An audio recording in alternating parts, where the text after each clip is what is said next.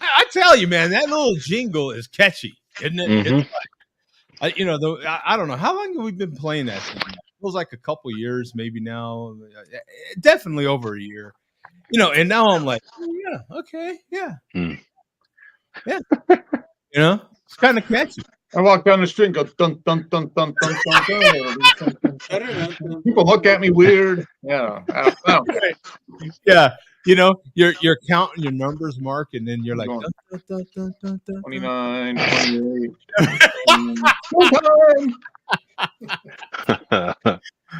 How you guys doing, man? Today is Saturday, December 16th, 2023, I think. And this is Share a Beer Show 729. Go Dodgers! Go Dodgers! A little round of applause there.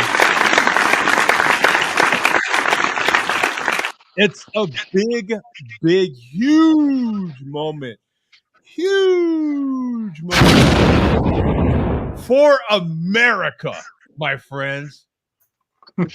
This is American history as we speak.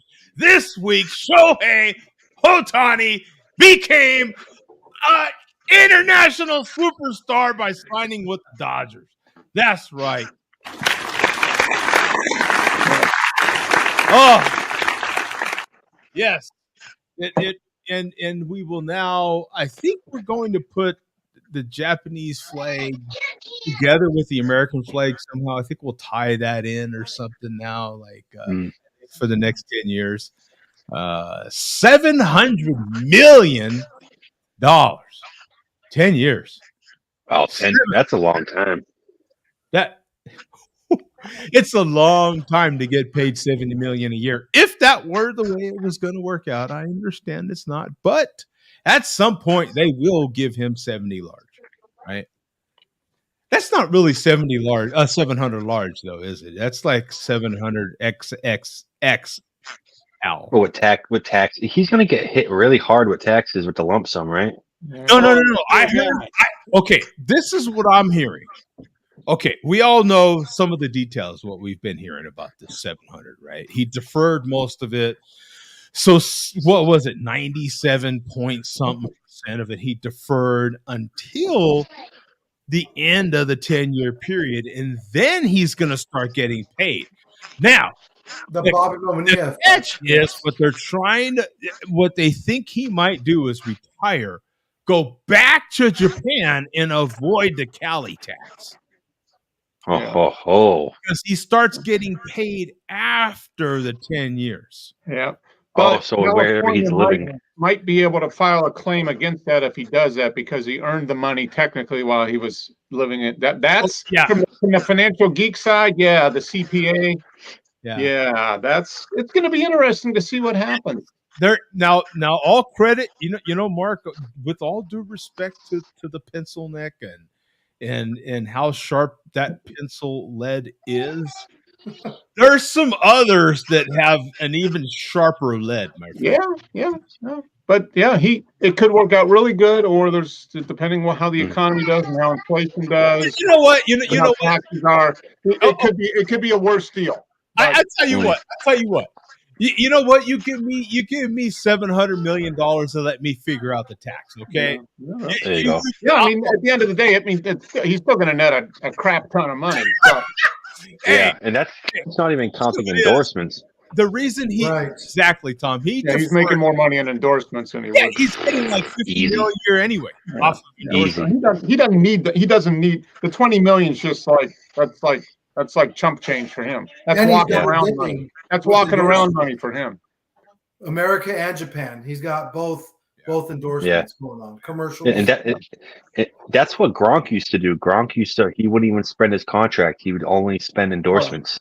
No, he got his contract and he invested all his contract and then he just lived off his endorsements. The way to do it. I remember that was just blatant about his contract and the money he didn't spend from his contract was Shaq.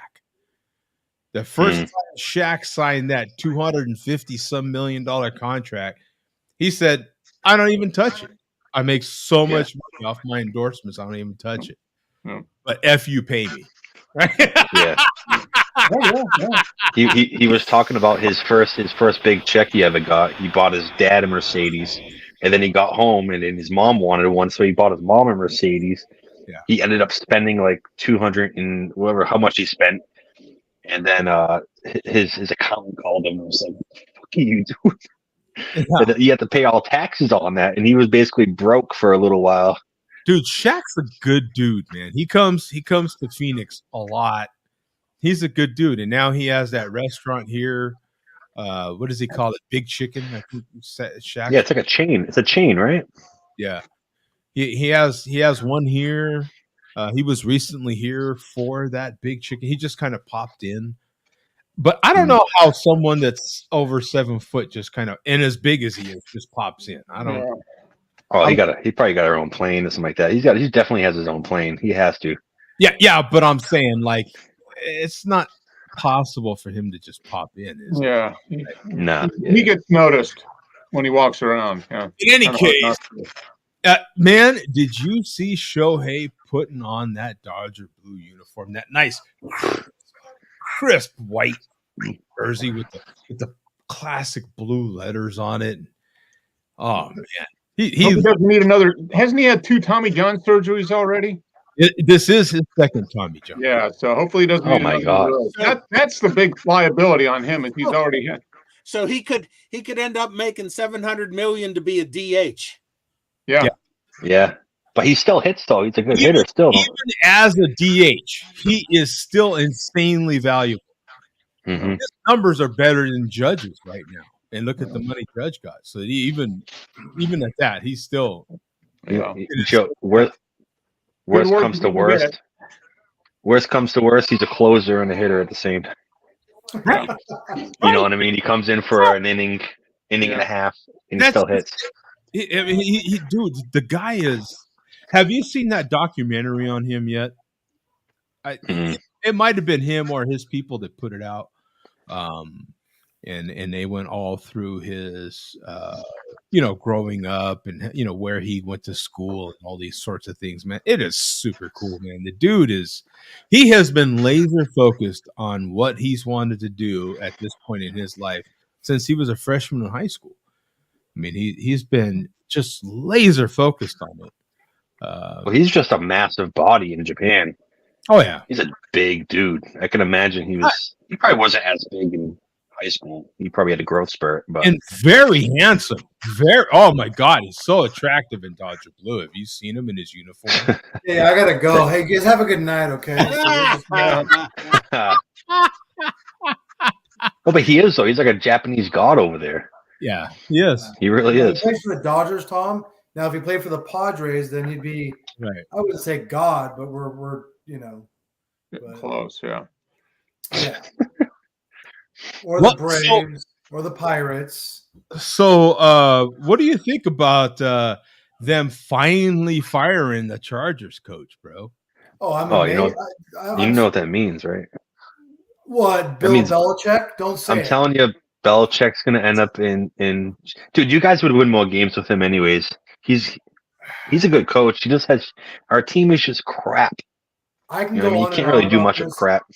I wanted Staley fired a long time ago, but I'm glad they finally did it. I mean, the guy at the end of the day is a person, but as a coach, he was just trash. He said that. But they fired your GM also. Yeah, that means that Bill Belichick's coming in with his own GM. It's just I'm telling you. Anyway, not honestly. I'm glad that they got rid of him. Good luck to him and the GM, but. It's time to just go from scratch. And the problem with the Chargers is the ownership. It always has been and always will be. They left a fan base in San Diego that was dedicated to them only to go to LA to play in a soccer stadium for 2 years. And they're splitting a fan base that's already – USC has more of a fan base than the Chargers. They should have just stayed in San Diego, Like I was listening to sports radio locally, and they were like, "Imagine being a host on sports radio in Los Angeles for the Chargers." Yeah, like who's calling in, right? Nobody. Chargers, nobody. Chargers, Clippers, and Angels, man. I mean, Anyway, so I'm happy they got rid of him, Joe. To answer your question, But we'll see where they go from here. That But was an absolute. You saw that Thursday game. I don't know what you're talking about. All I can tell you, gentlemen, is the biggest rivalry for the Chargers is the Raiders, and for them to bow down like that on 60-something points, it's embarrassing. It's gross, and everyone I know that is a Charger fan is sad. And yeah, we're gonna start a GoFundMe for the Chargers. I don't understand how like Austin Eckler isn't being utilized. He's such a good running back. That was an absolute. I don't understand that. That was a complete embarrassment. You had the nose tackle from the Raiders, 5,000 fucking pound guy picking up a fumble and running it in. I mean, how faster than he is, and that's saying a whole lot. Let me tell you, that guy, even he got a touchdown. What was there? 6 touchdowns from the Raiders in that game? It was an absolute 35-0 at halftime. I did happen to see some Charger fan sites that were kind of breaking their own news. It was fake news, right? They were just trying to make stuff up, but it happened. But they were saying breaking news. I forget the coach's name, but they were saying, yeah, coach gets fired at halftime. Brandon Staley. Yeah. But maybe a game like that need to happen for him to get fired. You know what I mean? Maybe it was a blessing. I don't know how you get paid $4 million a year and you perform like that.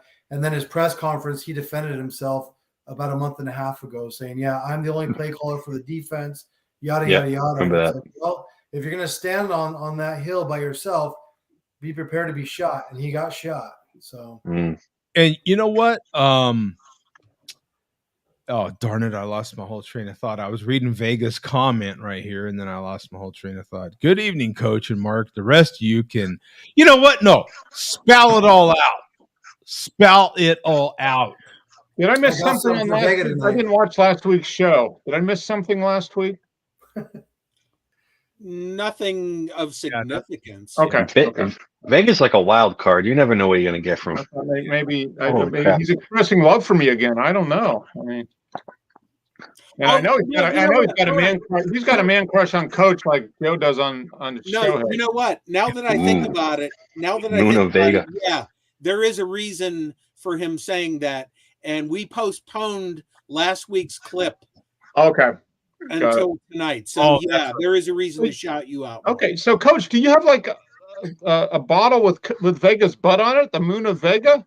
I do, and that's not what I want to drink first. But I got this Moon of Vega. That's good. Oh wait, that's hilarious. But this is a twofer. Tom today, I talked to him earlier, and he said try Equilibrium. So I looked for Equilibrium. And they happen to have the Moon of Vega. So I said, well, I got to get that for my guy Vega. So there we go. There you go. There you go. You're literally drinking Vega's ass right now. So that's all right. In the famous words of Shaquille O'Neal, how's his ass taste? Like chicken. Like chicken. Refreshing and delicious.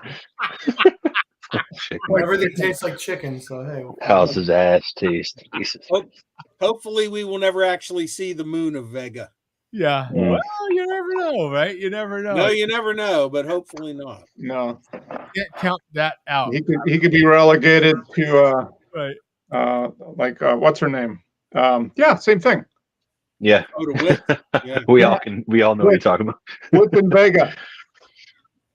What's Blitz? I'm looking that one up real quick, Coach. I'm gonna see that from equal. There's never seen that one before. There's a few variants of that now that I'm looking it up. Actually, yeah, I could see like half moon, full moon, lunar eclipse of Vega. I mean, they could do all kinds of things. You know what? That would have been 5,000 times more creative than what they actually did. That shame on Equilibrium for not going down that route. Shame on you. Look at what a good brewery, though.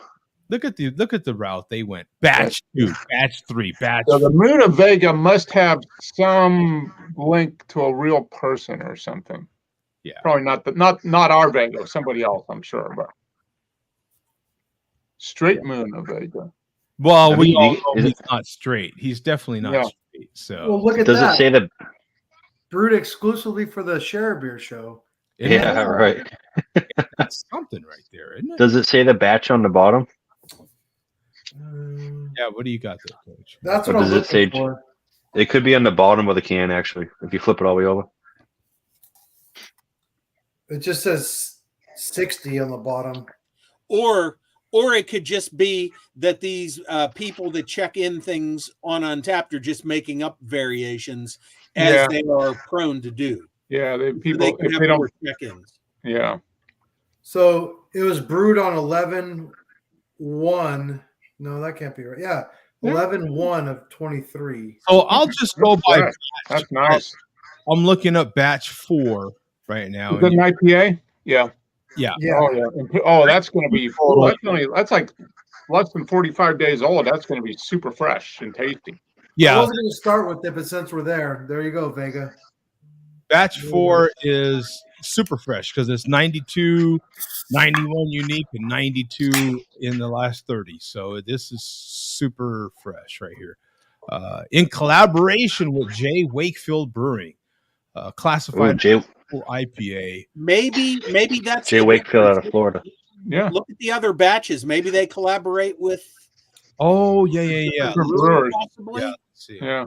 It could be different brewers. There's batch 2. Yeah, because you know what? This is an imperial. Yeah. Well, that's weird. Oh, I clicked on the brewery. I think you clicked on the actual brewery. Clicked on the brewery. Yeah, you know what? It is a different beer though, because this is an IPA classified as a double milkshake though. Yeah, so they're doing different. Yeah, it is slightly version. Yeah, you'd think the label would be different though. Yeah. Holy cow, Tom, you weren't lying, man. That's good. Thanks. Pretty good, right? They do a great job. Well, and I wanted to take Joe's recommendation, but I had just left. But yeah, oh man. Well, I knew I had a feeling it would be a little bit of a long shot, and then Tom kind of confirmed it. Oh man. Yeah, that's definitely a long shot. You know what? Does it say that it's an IPA, a double? Does it say any reference to milkshake? And no, double IPA ale with lactose and vanilla. But okay, that gives us a little bit of a. That's like milkshake IPA stuff there. Lactose. Okay, here you go. So I bet you it's the batch 2 because you've got. This is classified as a milkshake, so that would infer that it has the lactate. 8.7. Yep. Yeah, 8.7%, 4.12 bottle cap rating.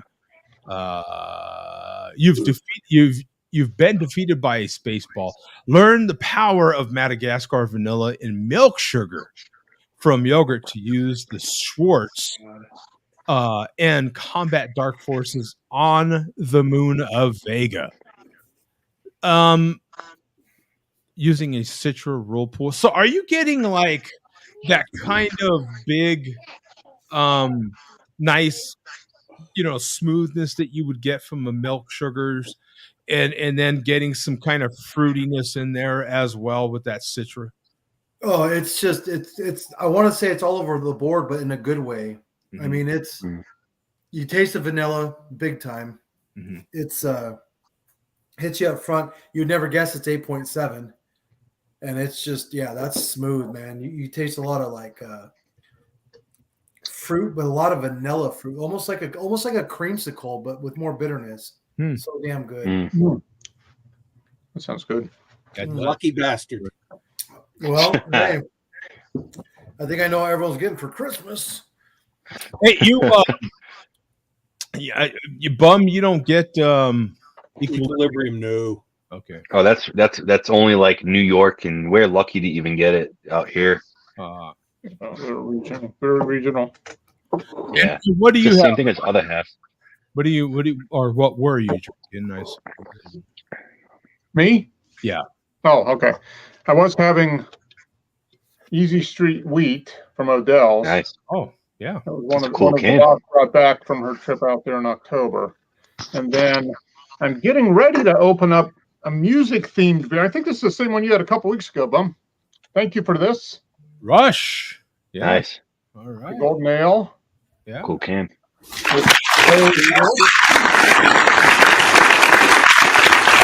Album. All right. Oh, nice. another round of applause. Yeah. Then gave me a couple of other really good beers and a few really, I'm thinking potentially bad beers. So over the next few weeks, I will cover those. Yeah. Both the good and the bad. But there's a really good beer. I think I'm going to do it next week, Bum. It's another music themed beer. So, you know what that I gave you? Yeah. Yeah. You know which one. The one that you refrigerated the whole time. Yes. I'll do that next week. Yes. I'll do that next week. And you'll be able to tell what it is by the albums on the wall. Okay. Oh, okay, cool. Will you have the album that artwork?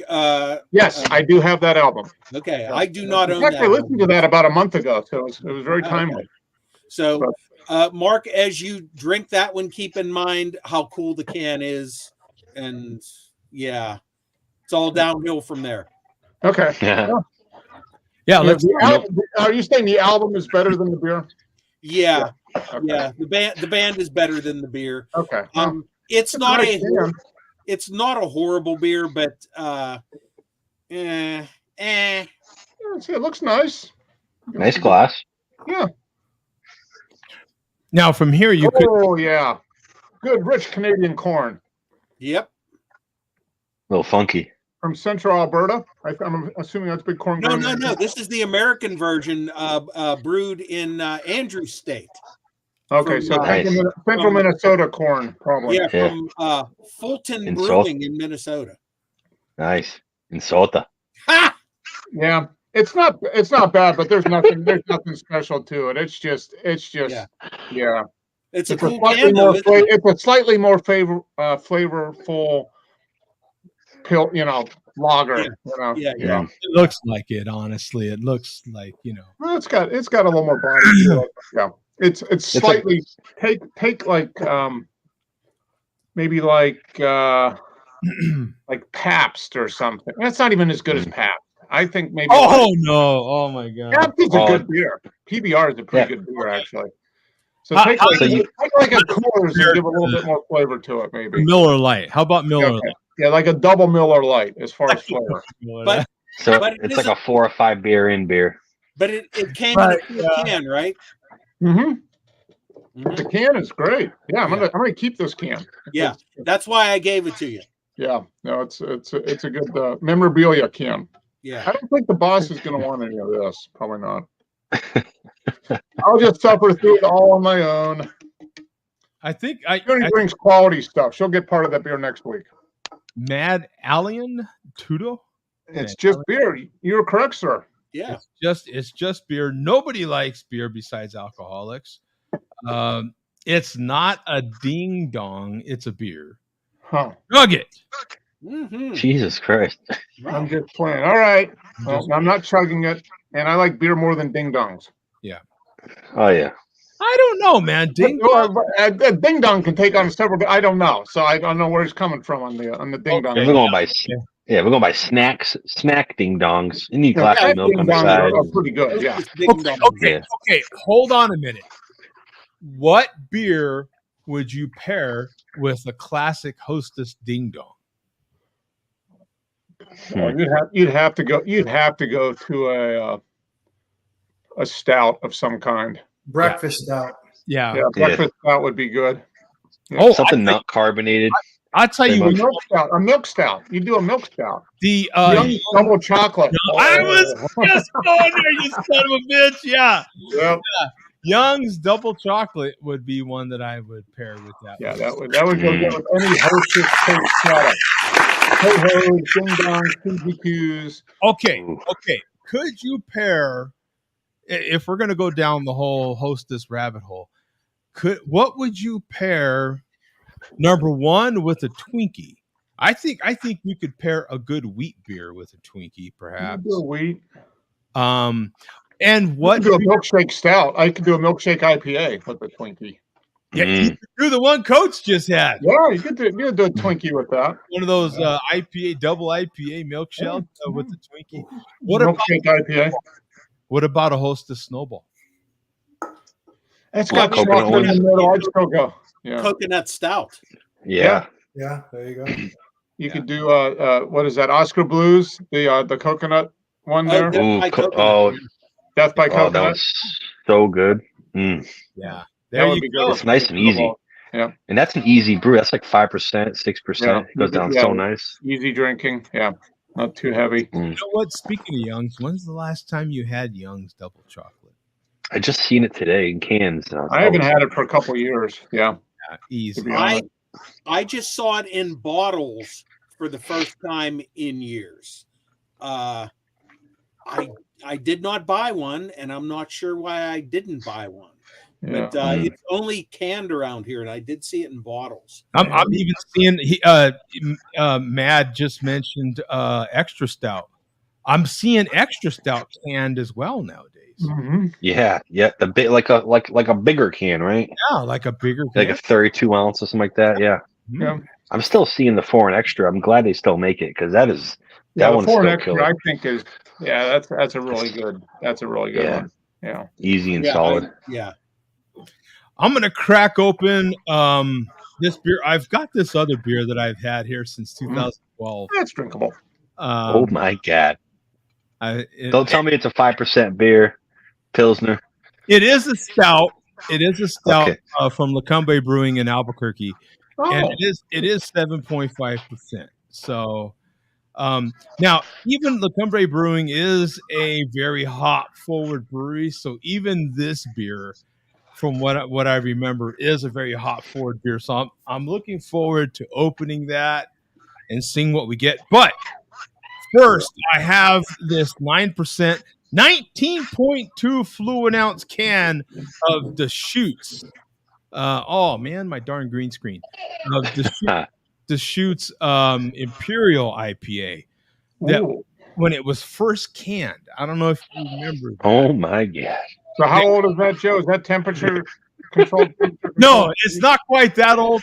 This on the bottom says packaged on 1/26/21.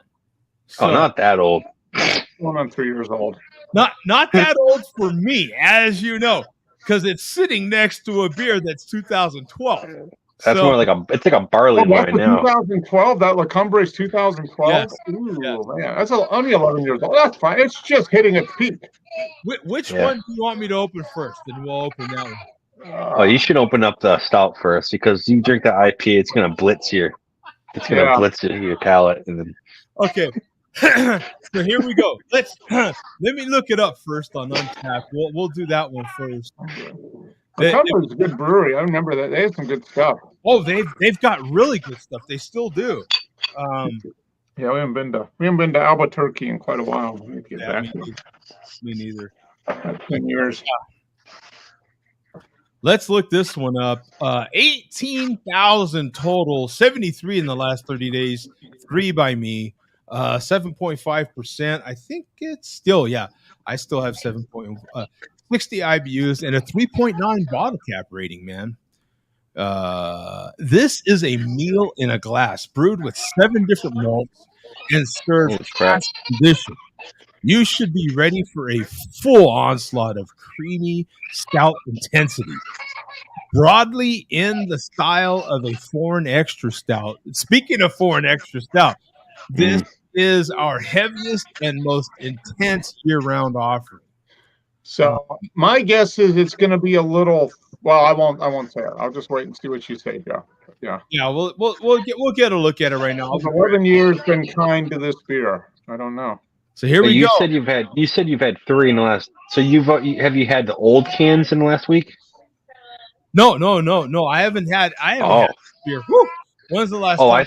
I thought you said you. 2012. I thought you said you drank 3 in the last week. That was just anybody drinking 3 in the last week. No, that's him. That's him total the lifetime of his. Okay, here we go. You want to? 2018 looks like the last time I logged this beer. We'll see if you still love it. It's nothing special. 2014. Some won't be offended. The can's nice. My last review was my first review on it. Taurus, just better than motor oil. Really pleasant, smoky and roasty nose and taste. Slightly chocolate and just a little bitterness. The can's nice. I like the can. So we'll see. But here we go. Cracking it open, man. Here we go. Oh, it spit back at my screen, damn it. Okay. So looks good. Getting a nice head off and everything. I mean, look at that. Yeah. It still looks pretty clean. Yeah, look at that. I mean, not bad. Other than like fingerprints all over the glass, but yeah, it still looks actually pretty doggone good. The darkness might be hiding a lot, but we shall, and shall see. That's the problem with these dark beers, right? Like it's hard to tell one from the other, and like. And 7.5% is kind of on that line of aging. It's like anything over 8 to 9, I feel like would do really well, but 7.5 might. You're getting. It's not a malt bomb. I wouldn't call it a malt bomb. It actually still has like some of that dark fruit, like some of that dark fruit on the nose, some of that malty sweetness. It does still have that. It's interesting.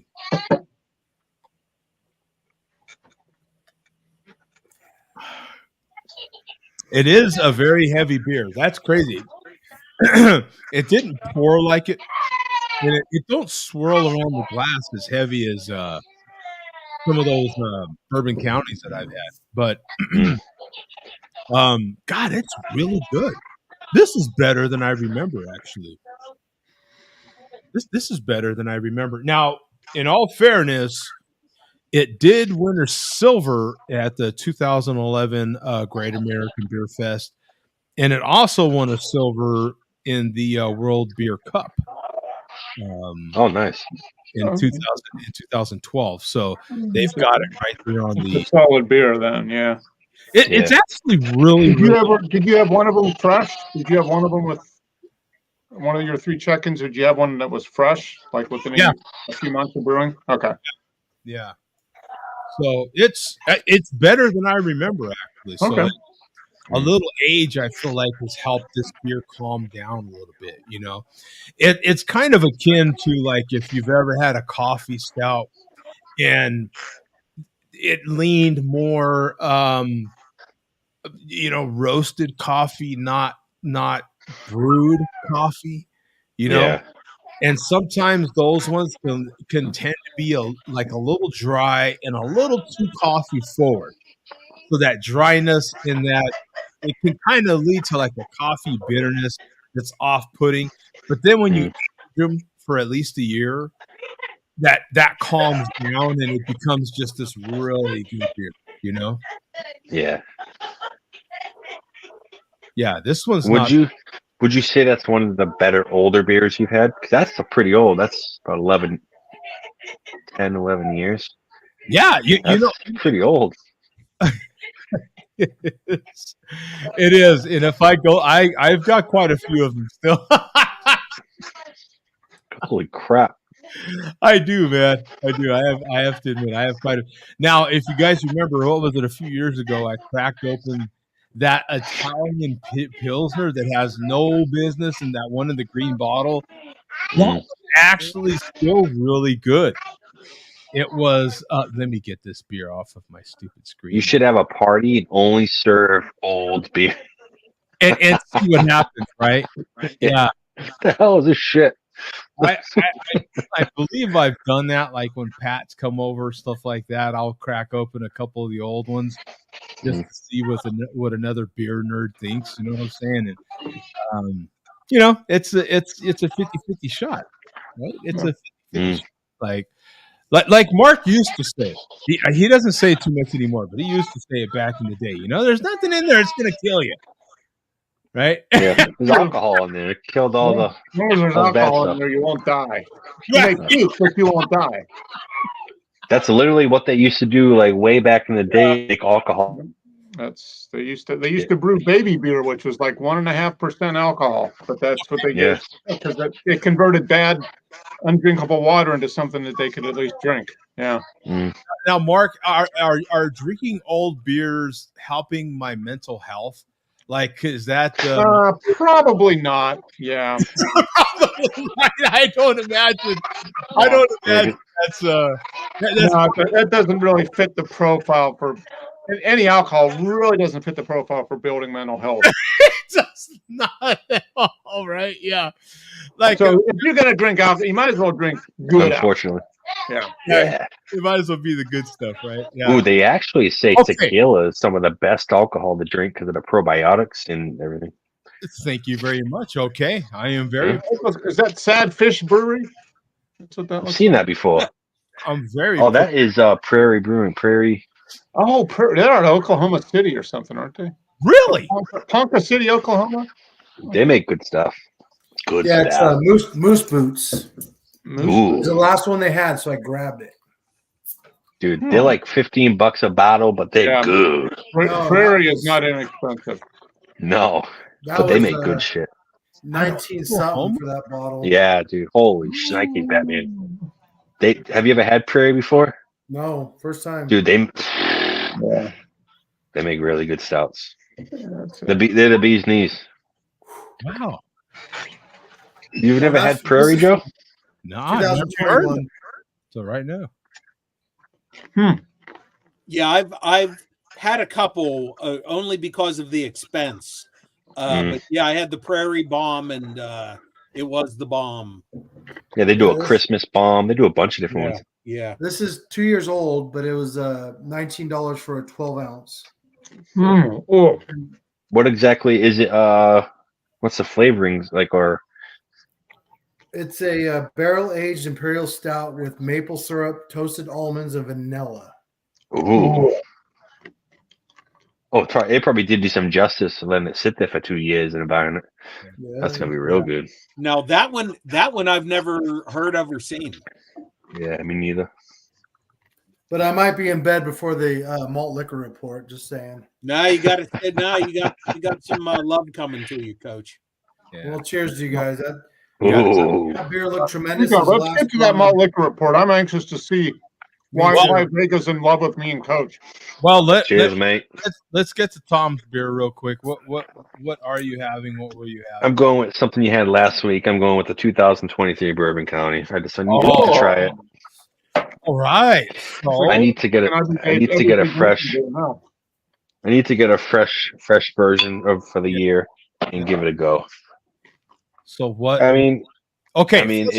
Let's start at the proper place. Mm-hmm. Is it what rough temperature do you think it is? And is it? I bought it and then put it in the refrigerator for about half hour and took it out. So it's just chilled, not it's slightly. Yeah. That's where I kind of like to drink them anyways. I don't too cold. It's just it just goes down too easy and then you don't get much flavors. It's I mean it tastes like a Bourbon County. It's like a umami and barrel, and you get some chocolate and the whole 9 yards. You get all the good stuff. Those kind of beers you want to drink at basically just below room temperature, probably like 60 degrees. Just slightly chilled. You have to drink beer for a while to understand that, right? Mm-hmm. You have to have a certain amount of beers, and you're like, all right, I just wasted that beer. I just popped that beer cold right out of the refrigerator, and I gotta wait. You gotta wait like 45 minutes to warm up after that in your glass. Yeah. So it's like, unless you wait, you're wasting it. Not just Rush Golden Ale. The colder the better. Like Bum said. Yeah. It's funny, right? Because you go to some of these places, these kind of sports bar-ish places, and they brag about how cold their beer is. And you're like, okay. As a matter of fact, beer in town. There's a place here that will serve you, I don't know, like a 24-ounce pour, and they literally will have a little bit of ice on the top of it. It's so dark cold. What is it? Bud Light? Yeah, it's the big place, right? It's the Miller Lights. It's the stuff that don't really matter. As a matter of fact, it's the stuff that you don't want it to warm up, right? Yeah. But cold glass. It just gets to the the mentality of the knowledge base of the clientele that's drinking it.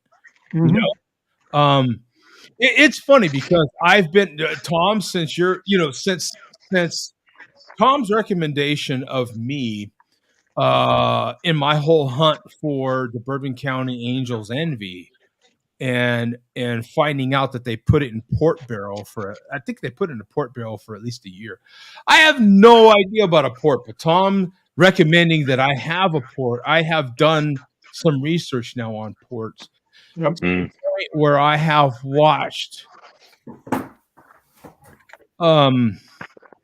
dreadfully some guys that are very good wine reviewers. And what kind of gets me about this is that I've gotten really into barrels. I've got a lot of reasons for getting into barrels. I love beer, for one, and that love of beer means different things to all of us. But my love of something will make me go down a rabbit hole like you've never seen before, right? That's what I mean by love of something. I will go down a complete rabbit hole when I'm really into beer. I love barrel-aged beers. I think Bum has said that as well. As long as they're not super hot and all these other things, I can kind of get into them, I've done a lot of research into beer, and then of course I love barbecue, so I've done a lot of research into wood, period, and so those kind of things kind of interlink. It's funny to me, because we've had many conversations over the years about how much information we need when they say that a beer is barrel aged. Like, we kind of want more detail about that barrel, don't we? We want to know more about that barrel. We want to know what spirit was in that beer. In that barrel, and how long did that sit in that barrel, and then what did you do with it afterwards, and then what beer did you put in there, and for how long, and all these things matter to us as beer drinkers. What's funny is, from watching some of these kind of mid-tier, I wouldn't call these guys super high-end, but they're getting up there, right? They know definitely what the hell they're talking about, these cats. And it amazes me how much they don't know or anything about the barrel. A lot of these wines sit in a barrel, the darker wines at least, and they sit in a barrel and they know nothing about the damn barrel. Their description about the barrel has nothing to do with the barrel, or they'll give a description of a taste and not know that that's the barrel, not the grape. No. You know what I'm saying? That's what the wood is doing, not the grape. That's why they put that grape in the barrel, to get that note. Yeah. And then with wine barrels, with wine barrels, they have to be new barrels. So most all of them are either American or French oak. So you're going to get that. It just depends how long you're in there. Yeah. To get the flavor. Then when you get like the breweries, like beer, you're taking barrels that have been used once already. So it almost is more important for beer than it is for wine. Well, no, but at the same time, they're still using barrels that are white oak, specifically white oak. Mm-hmm. White oak is the oak that you can make a barrel out of. If you make a barrel out of any other oak, it will leak like a sieve. Yep. It's very in the way they cut the wood from the stump, from the minute it's a tree, when they cut it down, take the edges, take all the limbs off. The way they cut that, if they were to cut it like regular lumber, it would never work. Mm-hmm. Only white oak? Only white oak, my friend. Yep. So I'm curious. But okay, so whether it's a barrel for spirits or a barrel for wine at that point literally don't matter. As far as that goes, right? Now, where that white oak is grown matters, right? We have a lot of white oak here in Arizona as well. So where that is grown matters to the different flavors, the different talons and stuff like that. They're going to come out of that particular barrel, right? Where that cooperage is and how they process that particular cooperage, how they process that wood is going to matter. All these different things matter to the flavor of whatever fluid you're putting, whatever liquid you're putting in it, right? And so that's why those particular wineries, those particular distilleries, and those particular breweries pick those barrels. That's why I have found out now. That's why there are barrel agents, right? Because they brokers. I'm sorry, because they know all these intricacies of barrels. Mm-hmm. I found out a lot since I bought 3 barrels, and then after that, I bought a whole pallet. It's literally a face cord of wood. That's a lot of wood, dude. That's a ton of wood. I'm up to here in barrel wood right now. Let me tell you. You're knee deep in wood. Knee deep in white oak wood, aged white oak wood. Now, depending on the spirit, depending on the beer, depending on the liquid, right, will depend on how long that cooperage ages, right? Some wood they're going to age longer before they even make a barrel out of it, right? Some is going to be just to get it to a particular dryness, so it hits 10% moisture, right? And some they're going to take it 3 or 5 or 6 years before they even make a barrel out of it. And all of that stuff matters. Where it sat out at. All these things I'm finding out matter.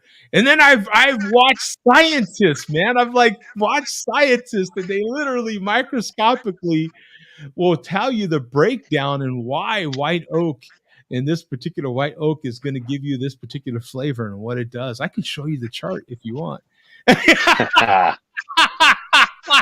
It's awesome though, right? Because if you get into barrel aged beers like we do, and we like to say, okay, I'm getting some vanilla, I'm getting some of the wood, I'm getting some of the barrel, right? We can taste these things. I'm getting some caramel. These things are because of the way they process that particular wood, right? And it probably matters the temperatures that wood withstood throughout its life, and who took care of that tree, or was it farm raised? It is so freaking cool to me, man. I've taken a deep dive into this junk, right? But and a lot of it is because of you recommending ports. So I will be buying either this weekend or next weekend. I will be buying. Costco has a 10-year or 15-year. Is it a 10 or 15-year port? Mark, do you know? I think it's 10. Yeah, I think it's a 10-year port. And for ports, and a 10-year port specifically, their port is really highly rated because for the price. It's a tawny port, right? A tawny port, yes, sir. See, so tawnies are aged, rubies are young. So if I was you, I'd start with a ruby. Yeah, ruby is not barrel. It's not really aged at all. Tawny is like barrel. Think of it as barrel aged port is a tawny port. Ruby is very young, and you'll get a lot of bright fruits and a lot of. Some people, like my mom, she only likes ruby. She doesn't like. She doesn't like. But I like tawny. But I would say you should at least try ruby also, because you get that. It's like fresh. You can understand the roots of it. You know what I mean? I do. I think I have no idea. I have not tried it, but it's like trying a stout that's not aged. You're able to try the meat and bones of it. Yeah. And then the tawny is it's aged, and you can get a good port. You can get the barrel. The ruby's not going to really. They'd probably age that just in stainless steel tanks or whatever. Yeah. And then the tawny, they take it from the tanks, they put it in the barrel, and they age it for whatever, 5, 10 years, whatever. So the Kirkland, the Costco one is probably going to be a good introduction to the world of pork, because it's affordable and it's going to be decent quality. Right. Yeah, that'll go really good with some. You drink that after you have some of your steaks or your barbecue. Yeah, that's a perfect post-meal drink. That's what it's designed to do. It's kind of like after the meal. Yeah, the aperitif, right? Is that they call them? Apparently, Kirkland right now, apparently this is a good time of year because they have a lot of their aged spirits released right now. Well, they let them out for the holidays. They bring them out for the holidays. And man, I walked by. We went to Costco today, and we walked by the liquor section. The line all the way around with people with stuff in their carts. So yeah, this is they must have something good. Yeah, holiday cheer. Uncle Bob's coming over. We need an extra batch of whiskey. You know what's funny too, Mark? Because now, I mean, the lines at Costco are insane here anyway, but ours is all in one. You know what I'm saying? We don't have a separate. Yeah, we've got a separate shed attached. It's like a wall. As a matter of fact, I blame the Baptist for that. The Costco's that I go to are literally, right next to the bakery. You know what I'm saying? So you get your Costco cheesecake, and then you pick some good liquor or some good. Port would be a good thing to drink after cheesecake too. Yeah. Oh, very nice. I went out and bought a Costco cheesecake for Thanksgiving. That was a very good decision. That was a damn good decision. A Costco cheesecake now. God rest her soul. My Aunt Esther is rolling around right now saying, "What? You had someone else's cheesecake yet?" I'm sorry, Aunt Esther. Right, I did. Hey, you were probably helping the Pencil Neck estate because the boss's company provides some of the ingredients for the Costco cheesecake. So keep buying those Costco. There you go. Okay. Hey, well, that gives me a reason to support the boss. What I like also is that Costco now has a tres leches cake. Ooh, yeah. That sounds like a problem. There's not a lot of people that like moist cake. There's a lot of people that want their cake dry. Me and you, there's a little Hispanic there, so we like it moist. Yeah. You want none of that hard cake. Moist. You know who likes it moist? I think Billy D likes it moist. Matter of fact, thanks, Mark, for that segue. What about that? Billy D's gonna fall asleep. Yeah. Billy D. He's getting moist thinking about his malt liquor report coming out. Yeah. I still had a question about the barrels, but we'll go back when we're done. We can do that. So, what does Billy D think? What's he gonna do? I don't think does he like moist? Does he like his cake moist? Yeah. Yeah.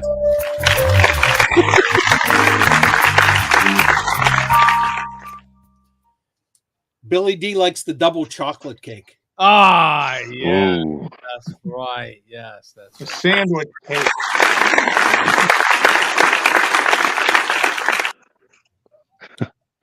This, you know what? This damn stout, I need to. This is really good. It's really good. Yeah. I need to know how much I paid for it at this point. I have no idea. Hopefully the roommate gets lucky. Yeah. Drinking a big black stout. You ready to go? Oh, yeah. Oh, yeah. So you were absent last week, Mark, but I'm sure you recall 2 weeks ago, I drank a Sammy Klaus. And that 2021 Sammy Klaus is now classified as it used to be because it did not say malt liquor on the label before. Well, you missed last week. Mark, it was a big event last week. Mark, last week, for the first time, I had it in the can. Yeah. Oh, whoa. Not that there's anything wrong in the can. Wow. They actually do it in a can? They do Semi-Klaus in a can? And it was they do 4-packs. And it was about that long and about that wide. Whoa. Hey, Bum, whether you take it in the can or not and how big it is, his name is Bum in the can. So I don't know. You missed the show, but I was successfully able to accommodate this can. Okay. Yeah, and he likes the brown ones, the big brown. Big brown cans. Yeah. Right. Huh. So yeah, actually, Mark, I found this in 2020, and first time ever seeing Sammy Klaus in a can. And it wasn't until like 6 months later that I found the bottled version for 2020. And I have not seen it again since. Huh. So I drank it last week. And something I did not show last week because I didn't even catch it. Now, if you look up Sammy Klaus on Untapped or anywhere else, it classifies it as a Doppelbock. Okay. And that's it says malt liquor on the older ones. But look what we have here on the can. I don't know if you can see that. Authentic Austrian triple bock.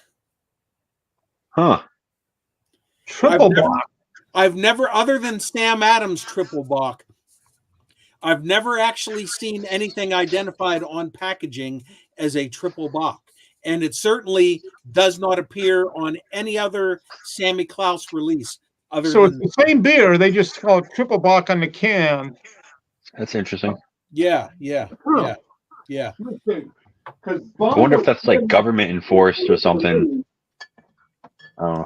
So the one that Mark is running for just says it's the bilingual label. That's the one that you found, Tom. Yeah. Last year. I was actually going to drink it tonight. But... This is courtesy of Bum. Thank you, sir. Yeah. But it says extra strong beer. Yeah. Beer.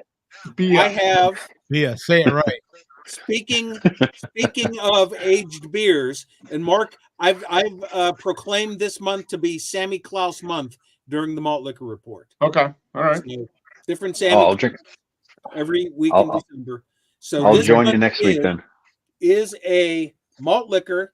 This is Sammy Klaus Classic from 2016, and 2016. Okay. It says it right there, 2016. I'm not even going to attempt to show it, but okay. So I mean, I was gonna drink one tonight, but I'm already having a Bourbon County. I think if I have one of those, I might end up face down in the ditch. I'm gonna drink this 2 weeks from today. That'll be the 30th. Bottoms up, would you? Bottoms up. Yeah. Good. God damn it. Bottoms up, Tom. Hey, you saw me. You saw me drinking like a man. Yeah, 7.5. This is 14 plus another 14, 15. I can't. Oh no. If your memory serves you right, remember how I drank that big beer last week. Remember? You remember? He drank that member like a man. Damn it. He remembers. I freaking straight up chug a beer, bro. Yeah. It was that Angel's Envy was what? 14 something? Oh, that probably went down nice. Oh, dude. You might find yourself being a port. You might like port so much. Holy crap! This is good stuff, dude. It's so good. Now, 7 years old, Bum, is it still drinkable? Mark, not only is it drinkable, it just blows my mind how well this beer ages. Yeah. You aged it. You could. This is 7 years old, and it literally tastes just as good as the 2021 that I had 2 weeks ago. You could probably age that thing for 25 years. Yeah. You can probably live in a ditch. I think it's designed to be like 10 years or so at least, probably. Now I got homebrew that's 16 years old. I'm going to drink one of those on Show 1000. I've still got some bottles in the back. So in 2008. For Show 1000, I'll dig out something that I have no damn business drinking ever. Yeah, I already pushed it with that 10-year-old Sam Adams chocolate bock from 2009. Yeah, I've got a cider from 2010. Oh, you don't want to drink that. Oh no. That's going to be a fizz bomb. Yeah, that would be. But if you had a semi-Klaus. If you had a Sammy Klaus from 2010 and you could drink it in 2025 or 2027, whenever we hit Show 1000, it would be perfect. Yeah. When are we hitting show 1,000, Mark? What are we at got now? 270 to go. That's Holy 5 crap. years. 5 years. 2028, thereabouts. That'll be here before you know it. Yeah, we'll be. I'll be retired. Damn. I'll be retired. Hopefully by then. Oh, I will be. and I will be too, man. We can do a show every night. We could do all nighters. Yeah. We could do all night. Of course, by that age, all nighters means like 4 hours. Right? We could, Yeah. or we could do like the chairman. We could just do a live stream, and then when we reach the 24-hour mark, just designate it to be a new show. Yes. And just keep going. So, speaking of the chairman, we have a Chairman and Vega heavy malt liquor report this week. So we are actually going to start with Jay Vega. All right, let's start. So go to 5 minutes, 20 seconds. All right. Man, whew. A lot of beer. Woo-hoo. All right. Copied. Let me go over here. Oh, I'm sorry. I need to share the screen, don't I? Let me go here. Let me make sure this switches over. It does. Anybody want to watch meat? Come on. No. Yo, check this out. And where are we going? 5 what? 520. 520. 520. There we are.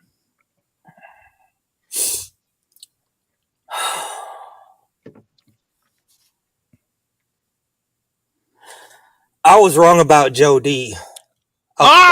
Stop the video. We're done. There it is. Thank you, Bum, for that quote. We appreciate it very much. That is well done. We love the quote. We'll give him a round of applause. Now we're going to hear the rest of the story. Oh, and by the way, I need to remind everybody that this is not just Jay Vega we're watching. It's our new craft beer pal, Jay Vega. Mark, Jay Vega drank some, what was it, Purple Haze? Purple Haze. Oh, yeah, Mabita. Yep. Yeah. He drank them last week on camera. Yes. And he actually, just like Miley Cyrus, he kissed the girl and he liked it. Yeah. Right. I seen it in the stores actually the other day. Actually, yesterday. It's not a bad beer. And you can't still talk about him like that, Joan. That's my boy. You can't talk like that. Okay, sorry about that. When's the last time you even thought about buying Purple Haze or a Beta? Period. Even. I had a Beta Amber Ale about 3 months ago. Oh, God damn you! Yeah, but not like off like at a place. Purple Haze has been a couple of years, but it is a pretty good beer. Yeah, it is. It is. Yeah, but did you buy a 6-pack of the Amber Ale, or did you have it at like a place? No, I bought a 6-pack. Yeah. Oh, okay. Cheap. It was Still like cheap. $7.99 a 6-pack. So Yeah, it's at the low end for craft beer. It's like Shiner. That's what we said last week. It's exactly the comparison. The exact comparison. It's like the Louisiana Shiner. Yeah. You can't complain. Yeah, you did. I got them. Oh, nice. A fruit fly. Get those. Get them. Oh, God damn it. Damn fruit flies. They're freaking annoying as hell. They're right on that banana as soon as it. Damn it. Right. Sorry. Here we go. So let me go back to. Here we go.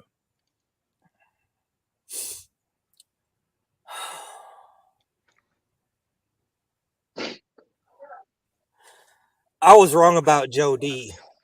I was fucking wrong. He's not a milk dud head. Because even a milk dud has more sense than that motherfucker. Facts. That's facts. That's facts. Okay. Guy spent $40 Yes. on one bottle of beer. Yes. No. Yes. And it wasn't even a 40 ounce. That's without tax. You know, he didn't include the tax. It was more with tax. Come on. $40. There wasn't no Hennessy in it. There wasn't no Remy in it. I know. Ridiculous. There wasn't no Chivas Regal in it. No Johnny Walker in it. None of that. It was not infused with cabbage. No, that definitely $40. not. I hope not. Well, talking about fools pay up to $70. Actually, can we dive into that a little bit? Okay, because technically, right, Mark?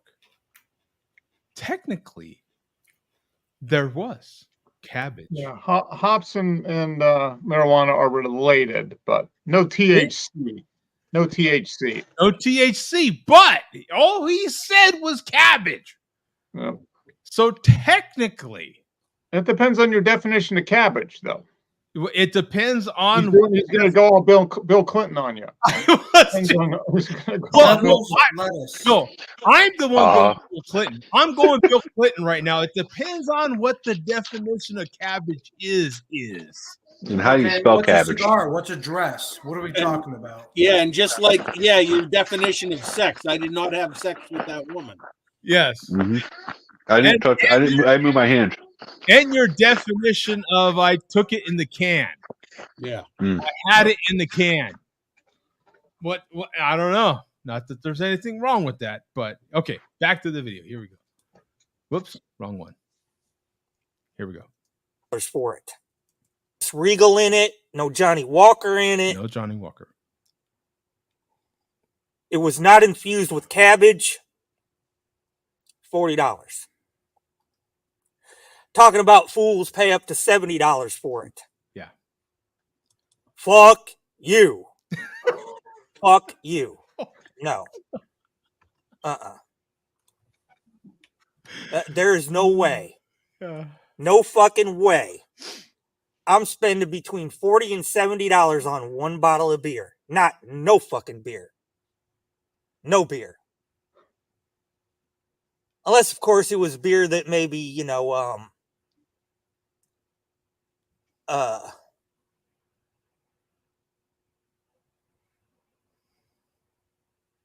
I'm not going to say her name. No.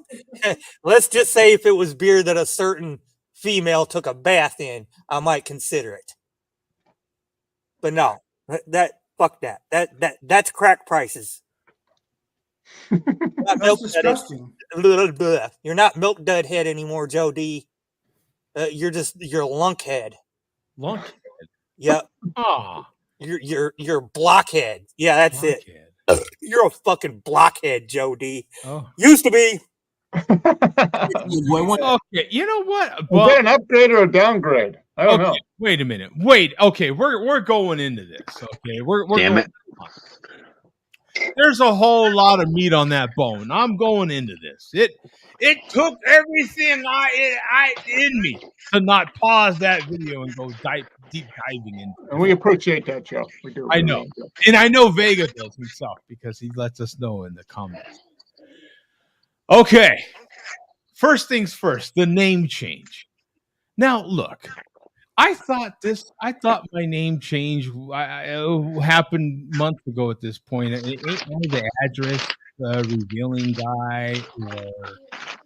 It's Joe Docs.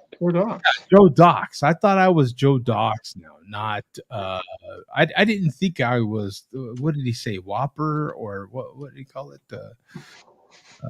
Whopper? Milk Dud head. Whopper, Milk Duds. Yeah. Milk Deadhead. You know what I'm saying? Like what? I thought I was Joe Docs now.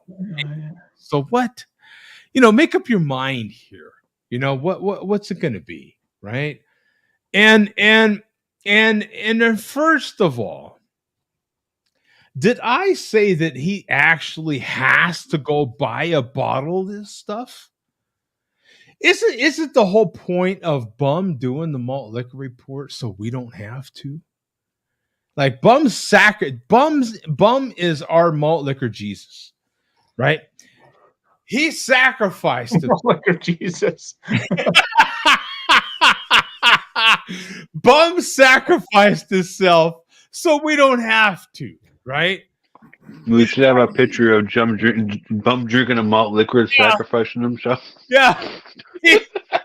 Bum's Bubs, the malt liquor Jesus. He sacrificed himself, right? And now his blood washes away all our malt liquor sins, right? We don't have to do that. We don't have to. Okay, so are you the overpriced craft beer Jesus? Are you black overpriced craft beer Jesus then, Joe? No, I would be the white overpress. No, he's oh, that's me. I'm the black. Yeah, I'm the black over. That's right. I forget. I forget. I look in the mirror and I say, I look white, but I'm actually black. Joe's the Judas. Joe's the He's Judas. the Judas. Spending his money He's on the Judas. It's very, very confusing. Yeah. Right? Joe's the craft beer Judas. I can't possibly keep up with all these name changes. What do you say, Tom? This is it's just out of control at this point. When there's malt liquor always being drank by these people, their minds are always changing, Joe. And we just can't control this. Yeah. We can't control it. Yeah. I drank malt liquor before. All right. I know how it is. Yeah. You go crazy, Joe. You go crazy. It takes a while for all those toxins to get out of your system, doesn't it? Mm-hmm. Couple days. Yeah, you almost have to go to like a malt liquor rehab. No? I don't know. You just got to stay away from malt liquor for at least 48 hours. If you continually drink it, you're screwed. You know what, Coach? Where's Moeller when we need him? We need Moeller to Photoshop Bum's head and make a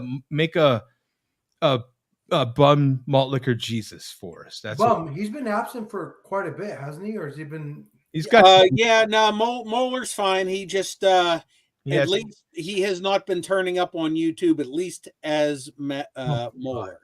Okay, he's fine. By the way, real quick, son, if you have not had Deschutes Royal Fresh, this Imperial IPA, 9% ABV. Oh man, you got to find this stuff. I'm telling you right now. This is a 19.2 fluid ounce can. Fantasticness right here, man. This is one of the smoothest drinking Imperial IPAs you'll ever have. It's like a contradiction because it's called Royal Fresh, but it's like 6 years old. Yeah, 2 years old. 2 years old. Yeah, all right. 2 years old. And as a matter of fact, it says freshest within 4 months, right on the can. So what happens? Time 6 4 months time. I could argue that I am still a Deschutes Brewery advocate by having their beer. I'm doing them an effing favor by having their beer years later and still talking about how fresh it is. We have a Delilah sighting in the house right now. We have to get to a Delilah sighting right now. What does Delilah want to say? Hi, Delilah. Hi. Hi. What do you want to say? A baby on the Christmas. What? I say on the Christmas. She's talking about babies. We're expecting again. Oh, yeah. What the hell? The second share beer baby. Breaking news.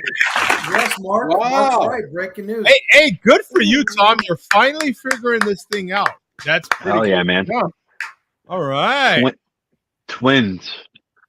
No. Are you serious? Oh, yeah, man. Yeah. Boy or girl? Beers. We don't know. We don't know yet, but holy moly, it was a big, surprise. Well, okay, what, Tom? What the f? So when did this get revealed? What details, my friend? We've known for about a month. Right? We've known for about a month and a half. Okay. So she's about, I think she's like 13, 14 weeks. Okay. Very, very so early. It's very early, but that's good. It's still very early, yeah. But that's okay. We're getting that. We were trying for another. When we think those twins, you're like, holy cannoli. Okay. Right. So you got a twofer. You got a twofer deal. Yeah, we got a twofer deal, man. Holy crap. When's the due date? June. Oh, June. June what? It's supposed to be June 17th. That's like But Father's Day. yeah. Now that you said that, I didn't even think about that, to be honest with you. Yeah. Wow. Wow. But it could be earlier since it's twins. Yeah. Well, You never know. you know, my daughter's birthday is the 10th, so if you could happen to make it on the 10th, that'd be kind of cool. All right. I will communicate that to the twins, and we'll see. If it happens to fall 2 days later, that's Juneteenth. That's also very historic. That could be also kind of cool. Yeah. Wow. We're just happy they're healthy. Congratulations. Absolutely. Thanks, man. Thanks. Man, they each have their own placenta. So they're happy. They're each being fed separately, so it's good. Oh my God. They're Okay. healthy, yeah. Right now, man. Big cheers. Something in your glass. Even Billy D. Hey, we got malt liquor here. Another I'm drinking the same thing. Baby, man. Salute. Oh my God. It's crazy, huh? Babies. Babies. Not babies. It's crazy because as Joe, Mark, and Bum know, we remember when you announced Delilah, and she wasn't on this earth yet. So that's she's already 3. She is a big girl already. You know what, Tom? You know what? This does not happen in the malt liquor community. Malt liquor destroys all the libido. You know what I'm saying? Yeah. Craft beer is what gives you the libido. You know what I'm saying? I feel like I can have 10 kids if we need to, but I don't think that'd be a good idea. Wow. Yeah, I'm pretty good at, yeah, we're not. Yeah. Please finish It that. comes pretty easy. Some people can't have kids. Some people have really hard trouble for years and years and years. Like my aunt, they got to a point they had to adopt kids, and I'm just glad that it's not very hard for me. You know what I mean? Whoa, hey, yeah, wait, hey, Tom, hey, whoa, you're contradicting yourself. You made too many. You made too many references there. I hope you know what I'm saying. I mean, yeah, yeah. First he said it comes easy to me. Hey, hey. You know? Jesus. Hey, Delilah, what are you hoping for? Delilah, are you hoping, Here, let me take my mic off. 1 second, Is she aware of what's going on? Yeah. 1 second. I don't know if can you say something? I don't know if I can hear you. Is she aware of have you told? Oh yeah. Delilah, what, sweetheart? What are you hoping for, a brother or a sister? A brother. You want a brother? Brother, all right. But you might get a brother and a sister. You might get. No matter what happens, Delilah, you're about to be an older sister. What do you think? Be the boss of them. What do you think about that? Yeah, I tried telling her that. Beat him up. She's gonna be like the one that we set the tempo, but she's gonna be the sister that really sets the tempo. Oh, you know what I mean? Like, oh yeah. They're gonna follow her. She's like the captain of the team. She's the captain of the team. We're gonna be halfway through a basketball team. Oh my God! You know what? Oh my God! That is. I feel like a proud papa. I feel like a baby agent here. Like, you know what I'm saying? Like, the Share a Beer show. We make babies happen right here. Yeah, we make babies. I'm not.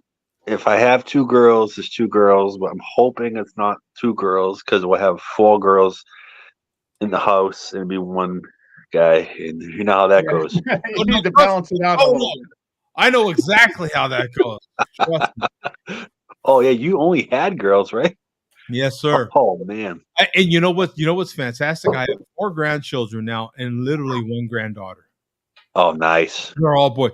When my daughters called me and told me they were each pregnant for the first time, I said, "You know what? You can have whatever you want as long as it's a boy." Yeah. And they did. Woo! That's my girls right there. Yeah, that's my girls. They kept the legacy going right there. So unfortunately for all you other suckers, there's more of this out there. There's more of this. And them dudes. More blockheads? More blockheads on the way? More blockheads, more milk dud heads. Yeah. Even bigger heads. Oh my God. They're going to have a show in about 35 years called The Descendants of the Share Beer Show. Yeah.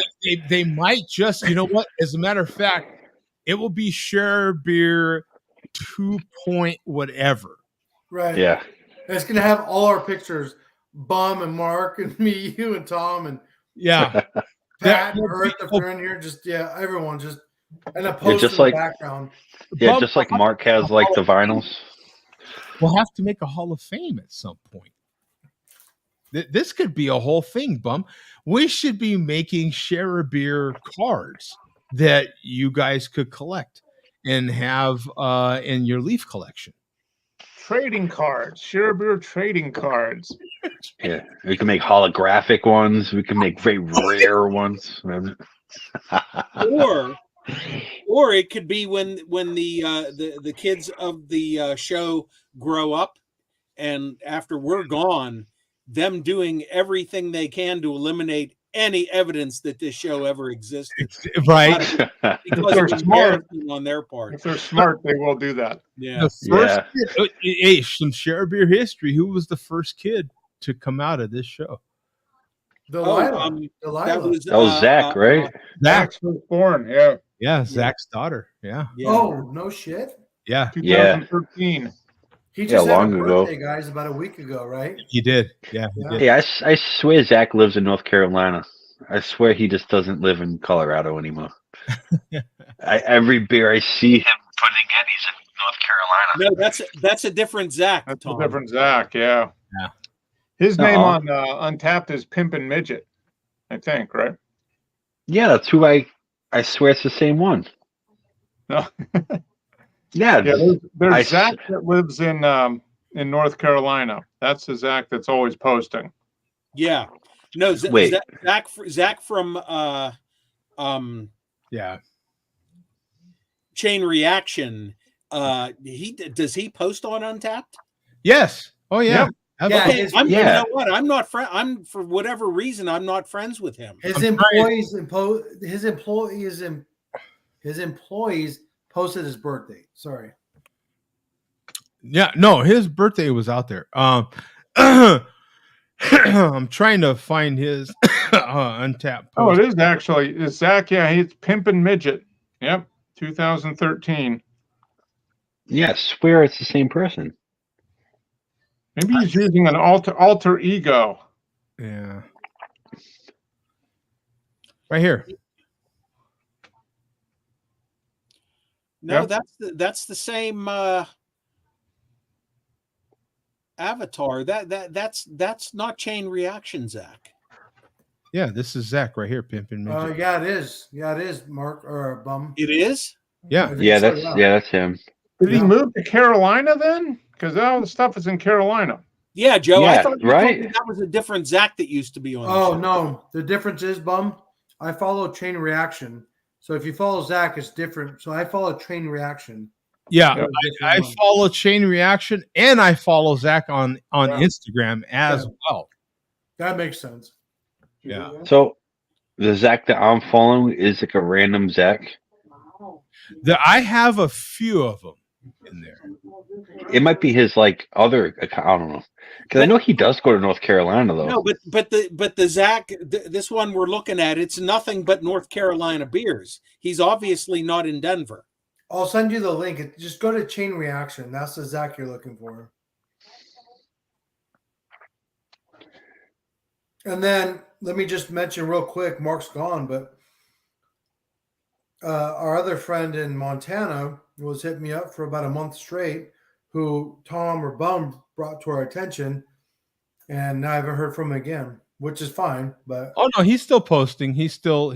Oh, he is. Yeah, absolutely. Yeah, he I've gotten some thumbs up from him and stuff. Yeah. Well, because he texted me actually, so I said, "Man, this is encouraging. Like, where are you at? I'll meet you." And nonetheless, I go to New York, so I'm 2,000 miles away. But okay, that's good news. Yeah, no, he still posts. But no, I follow Zach on Untapped. Him and his uh, what you call it, chain reaction on Instagram. Bum, do you not have Instagram? No. It's better than Facebook. Well, it's kind of linked now. But it is Facebook. It's run by Facebook. Facebook is linked with. I want nothing to do with it. But people that want to hang out low key, they go to Instagram. It's Facebook is it's linked with Instagram now, so it's like the same. Well, Joe D has Facebook, but you can't message. I mean, you can like thumbs up, but you can't message him. He has it like to. I guess it is the same thing, but what I'm saying is, I find Zach on Instagram all the time, and a lot of posts, and people post about him all the time. We'll DM and stuff like that on Instagram quite a bit. Yeah. Zach's still very active. Anyway, I'm sorry, Bum. You posted a link a while back. And wow, have we not even started the malt liquor report? We started it. We started it. We just paused it for. Holy crap! Yeah, we went way off the rails here. So here we go. Okay. So need to set this up. Last week, remember how many times do we talk about how where craft beer goes, malt liquor follows? Oh, please. We were just talking about it. we were just talking about it last week, I think. Yeah. Now, Joe, I'm not sure if you recall what took place on the show last week, but I said, to the best of my knowledge, that's the first time that I could recall this happening on the show. Well, whether it was intentional or accidental, malt liquor followed. So go to 550, and that will remind you of what took place on the show last week. Oh, wow. Okay, so 550. Here we go. Yeah, and it'll remind you instantly. Okay, here we go. Oh yeah, I'm a little excited. 548 is as close as I can. Yeah. Here we go. Shout out to everybody watching my malt liquor videos.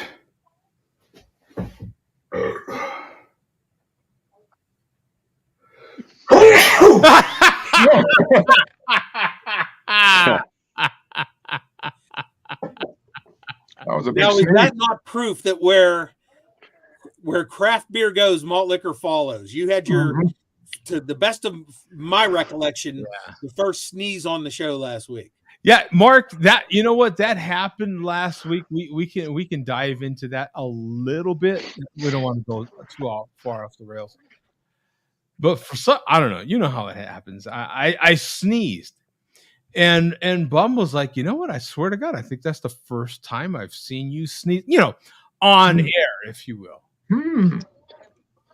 Oh yeah, he's feeling a little left out. He's like, damn it. Right. I want to sneeze. Right. Yeah. If Blockhead sneezing, then I need to sneeze. Yeah. And how about your sneezes? Are you an all-out sneezer? Because for me, I'm at a shopping mall or something like that. I sneeze, you can hand me down there. You can hand me all the way through. If you're gonna sneeze, you just gotta let you don't want to restrict it. You want to take the cat, you get the fart can muffler at the back and you just let it go, man. Yeah. And it feels so good. It feels good. Nice sneeze. You know what? Screw all this sneezing 7,000 times in a row. No. You God bless it. Take a deep and let it all out in one way. Right. You know what the worst is, Joe? When they got like a 3-month-old baby and you want to sneeze and then they're about to go to sleep and you gotta hold it and you gotta sneeze and you gotta like restrict it so much. Oh my God. And you didn't know you can sneeze so lightly in your life, but you kind of had to. Yeah. One of those things. I know, man. I'm a little out of control with that sort of thing. So yeah, baby or not, I'm sneezing. You know what I'm saying? All right. Yeah, I'm a little like, dude, kids around me, infants specifically, have a hard time, right? Because they're just like, who the hell is this guy? They even almost point at me, at their mothers, like, who? Seriously? they look at their mother. Like, seriously, this guy? What are you doing hanging around this guy? What are we doing here? Right? Because I am, I'm that loud kind of guy, and they're like, what? Whoa, did you see that? Did you see that? Who is this guy? Right? That's good though, because they get used to it. You don't want them to be used to like, yeah, you want them to get used to noises. Yeah, it takes them it's a good thing. Right? It does. It takes them a while. They're like, shout out to Rajay. Yes. Oh, Rajay's in the house. I was just about to type that, and cheers to all Hostess products. Oh, cheers to all. Do we have Hostess in the house? Is Hostess in the house? No, but he said Terrapin Moohoo is a good pairing with yes, it is. Moohoo Stout is very good. Yeah. Oh, Moohoo. That sounds good. Yeah, Moohoo Stout. Oh, nope, we don't have any left. That's I wish. What was the beer that I was? What was that? Do you remember that time I kept holding? Oh no, it was the tequila, Costco tequila. Remember when I kept holding up the Costco tequila and I was like, "Oh, was it agave? I think it was agave." And cheers to Añejo. Mandy Robinson in the chat. Cheers to Mandy. Oh, Mandy. Yes. Cheers, Mandy. Absolutely. The better half. Absolutely. And stay tuned, Mandy. That's all I'll say. Stay tuned. Oh shit. Okay, let's get to it. I think time's fast approaching for Pencil Neck. I got to get going here. So is that all we have for this video now? For that video, yeah. But we have a little bonus footage coming up here with the next link. Oh yeah, a little bonus. Oh yeah, bonus. Okay, big bonus for you. So go to 545. A hard bonus. Oh,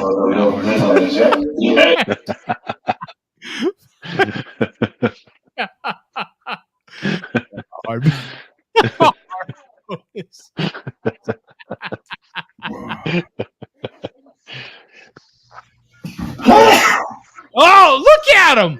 What is this guy doing? He's trying to be a topper now. Now keep playing. Watch here. Watch the sly move he makes.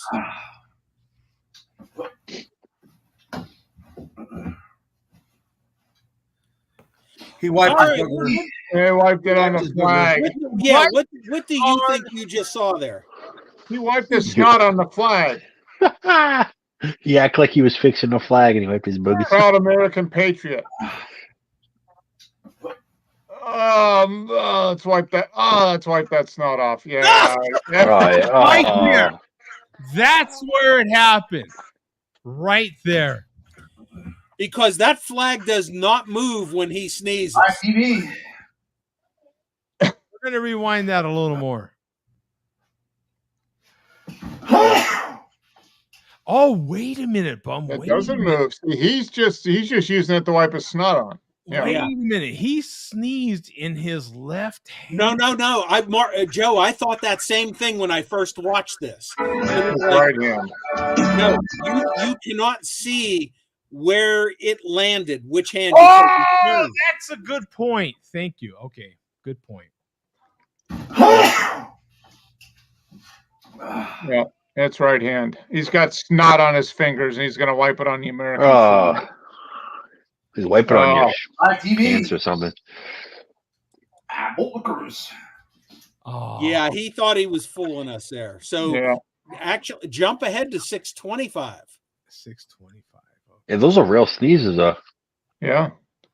Yeah. Oh, yeah. There's nothing fake about that. Yeah. Slap on your face. I just scream. What the hell? Holy crap. What the hell happened there? What is he eating? I think it might be the ramen that he's eating that might be getting to his nostrils. Spicy ramen there. Can you speak to that? Is that a Nissan? Yeah, that's a standard. They call it hot and spicy, but that is not the hottest that they make. Okay. Oh, they make like a mild hot. I just scream. Oh man.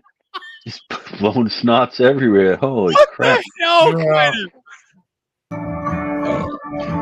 Look, he knocked the speaker over. You broke my heart. That's kind of an appropriate song playing too, isn't it? Yeah.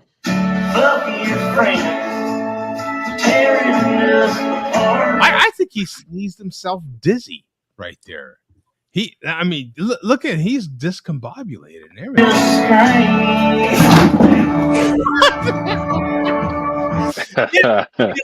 The way that it sounds like the speaker came right out of his nostril. Yeah. You know what I'm saying? It sounds like it came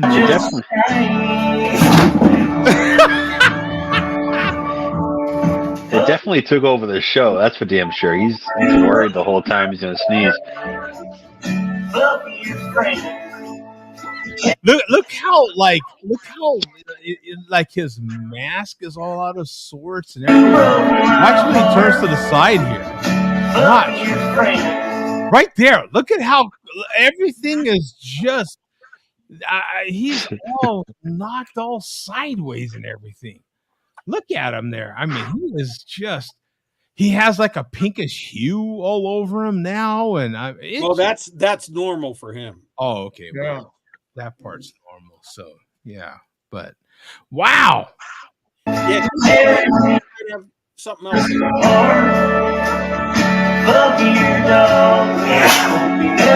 Wow.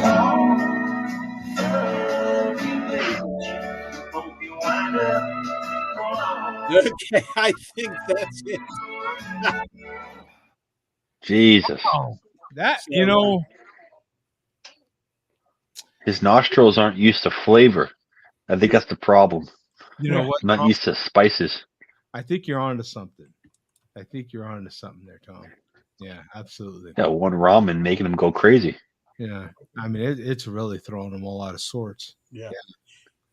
So yes, once again, where craft beer goes, malt liquor follows. Even when it comes to sneezing. Now, Mark, you said you have to go soon. Yeah, I got a little bit, but yeah, I want to see the love, whatever that is. All right, we can finish with that, and then we can save the other stuff for next week. It is not time sensitive, so we will finish with this Junior Mart dedication from JVIC. Okay. So Nice. go to 9 minutes each. 9 minutes each. Junior Mart dedication, boss. The boss is waiting. Oh, well, we don't want to keep the boss waiting tonight. Your God. Here we go. Looks like Max and hit with Jomo.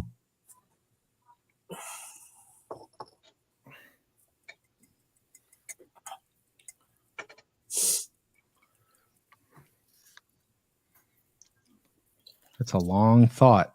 We're at the Junior Mart, and I want to dedicate this Junior Mart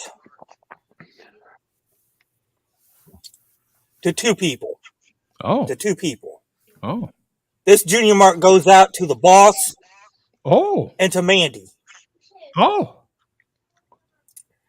Because unlike those other assholes on the Share an Address show, at least Pencil Neck and Coach have women that have the good sense to you know, he lost his train of thought. put an asshole in a headlock and kick him in the ass when needed. Okay. Yep. All right. I mean, Pencil Neck is still awful. All right. Coach is Coach is my dog. But,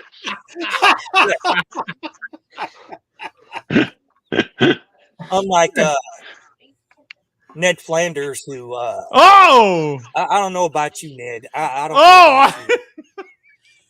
Good. I don't want you to know about it. Nope, Ned. He's got a roommate. Yeah, roommate. That's right. Yeah. I think it might be an illegal, undocumented roommate. Bob, what's the timestamp on the show? 1:39. Okay. Swole. Yeah. Swole. So I guess that's love. I don't know. It's more love for the boss than for me. I'm still horrible. Yeah. Yeah. He crapped on you and gave love to the boss. Yeah, you're still horrible. The boss is amazing. Mandy's amazing.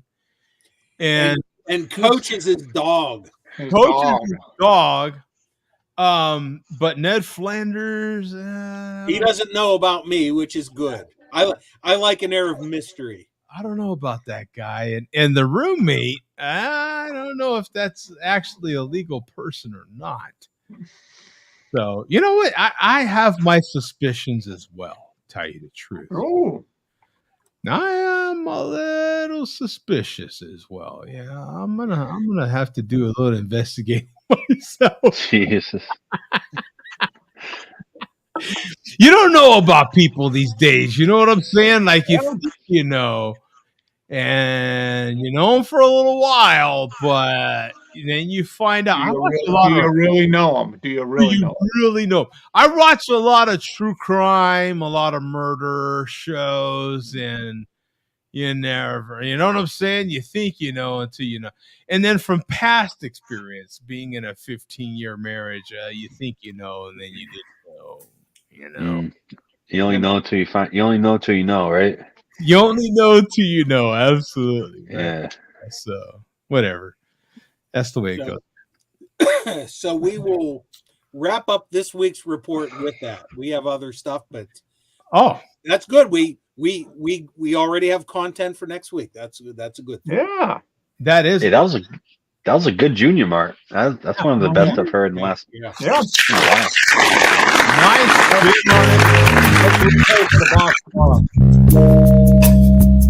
You look really interested over there. Love the love. Thank you, Bum. Yeah, another thing that Bummer Fred, whatever your freaking name is, Bum. Fucking favorite, Mark. Just fucking end it. Let me shut this off. So we did, from what Coach said, Coach had some interaction with the chairman this week on a live stream, which I missed. Yeah, so I'll just give you a quick rundown. So he was live 2 nights ago, and it's, I don't know, 12 o'clock here, which same time that it is there. So yeah. I'm on the live, and I'm just tuning in. I'm in there for like 11 minutes, and there you go. Cheers from Idaho. Cheers, man. And he goes, Coach, tuning in live from Poughkeepsie, which I'm at. Shout out to you, Coach. I was like, yeah, let's drink a 40, Chairman. Long story short, everyone's all good. And I'm like, all right, cool. Let's drink a 40 whenever. Like, I'm here. And then all of a sudden, the chat started talking about Jody, Pencil Neck, Ned Flanders, Teen Wolf, hi, Delilah, and everyone else they get their hands on. Oh, this is fake. And then they start calling me fake coach. This is fake coach. I was like, okay. So I'm going to do a short live on YouTube to prove who I am. I was like, no, I don't have to do that. The chairman said, no, that's the real coach. And then they started, it was so much hate towards Jody, 100%. Well, that's cool. You got a little bit of hate. Pencil Neck, you got some hate. Yeah. And then Teen Wolf got hate. And I got hate because I was in the chat. And I said, well, what happened? You said, shout out to Coach. Like, I'm ready to meet you. Like, let's have a 40 off camera. Let's just have a 40. I'll drink with you. And there were so many MLDC people in there. Like, yeah, they just called us all names. And it started with Jody down the hierarchy. So I was like, all right, I guess this isn't really Coach, blah, blah, blah, blah, blah. But yeah, it was really me in there. So. And then did the chairman turn on you? Yeah, he turned on me bad. Yeah, he's worse than a pro wrestler as far as Bro, that description said it all right there. You're like, I pretty much have that a really good idea what happened. But it was like midnight on the East Coast, and I'm just in his chat, and he's like, shout out to Coach. Coach is in the chat, and there was like some Causer was calling me fake coach. Causer. Wow. Yeah, and I was like, no, it's me. And then the chairman was like, yeah, it is coach. And then it was like, shout out to coach. And then started in on F coach, F Jody and that Shara Bear show, Shara Ho, like just going off on Jody and then Bum, Mark, and then Teen Wolf and me. I was like, what the hell? I'm just trying to meet up with this guy, you know? So yeah. But they attacked all of us, and they attacked us for a good 6 to 12 minutes, man. They just, Damn, I missed it. Yeah. And it was like the last hour of his 4-hour rant on YouTube. Hey, didn't he absolutely crap on Mark a day in advance? Oh, he does not like Mark, but that's okay. He wanted to meet up with him. But he used to call it so you know this is real, Bum, because he calls us there's 20 Dougs in the chat, 20 Dougs. And he kept saying that. And once he saw me in there, he gave me so much love, and then he just, well, I hate Jody, F Jody, F this, Share Beer, blah, blah, blah. And just he attacked Jody so long. I was like, holy hell. Then he went after you, Bum, a little bit. Went after Pencil Neck, of course. He does not like Mark. Went after Mark hard. And then called Teen Wolf out and whoever else has been on the show, you know. So business as usual. Business as usual. On a Tuesday at midnight, I'm like, dude, I'm trying to meet up with you to drink a 40. I'm that guy. I will drink a 40 with you. So I do need to point out, you notice he has been absent tonight, and he's not been live. He's been watching. Trust me. I'm not sure about that. I know he has. He streamed for like 3 hours this morning, and he's not been heard from since. He lives his and sleeps his own hours. He's like Howard Hughes. He lives and sleeps and eats as he pleases. He told me, "Fuck you, coach. You're loyal to Jody. Fuck you, Pencil Neck. Okay. Fuck you, Bum." He went off on all of it. Yeah. It's good to see that things haven't changed. I mean, yeah. Exactly. Right, yeah. If he switches and has love for all of us, then we might have to get him checked out for like a brain tumor or something. That's the confusion, Mark. It started out as shout out to head coach. He's in shout out to coach. He's in Poughkeepsie. I like Poughkeepsie. I know where it's at. So I'm like, yeah, let's drink a 40 together. I got a burp, but yeah. And then he just after he started at the head of the house. Jody and all of us down. Now Jay Vega saying he would drink 2 40s with you, Coach. Now I have to question this because nothing against you, Coach, but Jay Vega has adamantly stated that he does not want to do any meetups because he wants to keep his YouTube thing separate from his real life. So I think there might be a little trolling going on there. And that's fine because I think Vega and me have a good enough camaraderie over the years where he meet up with me.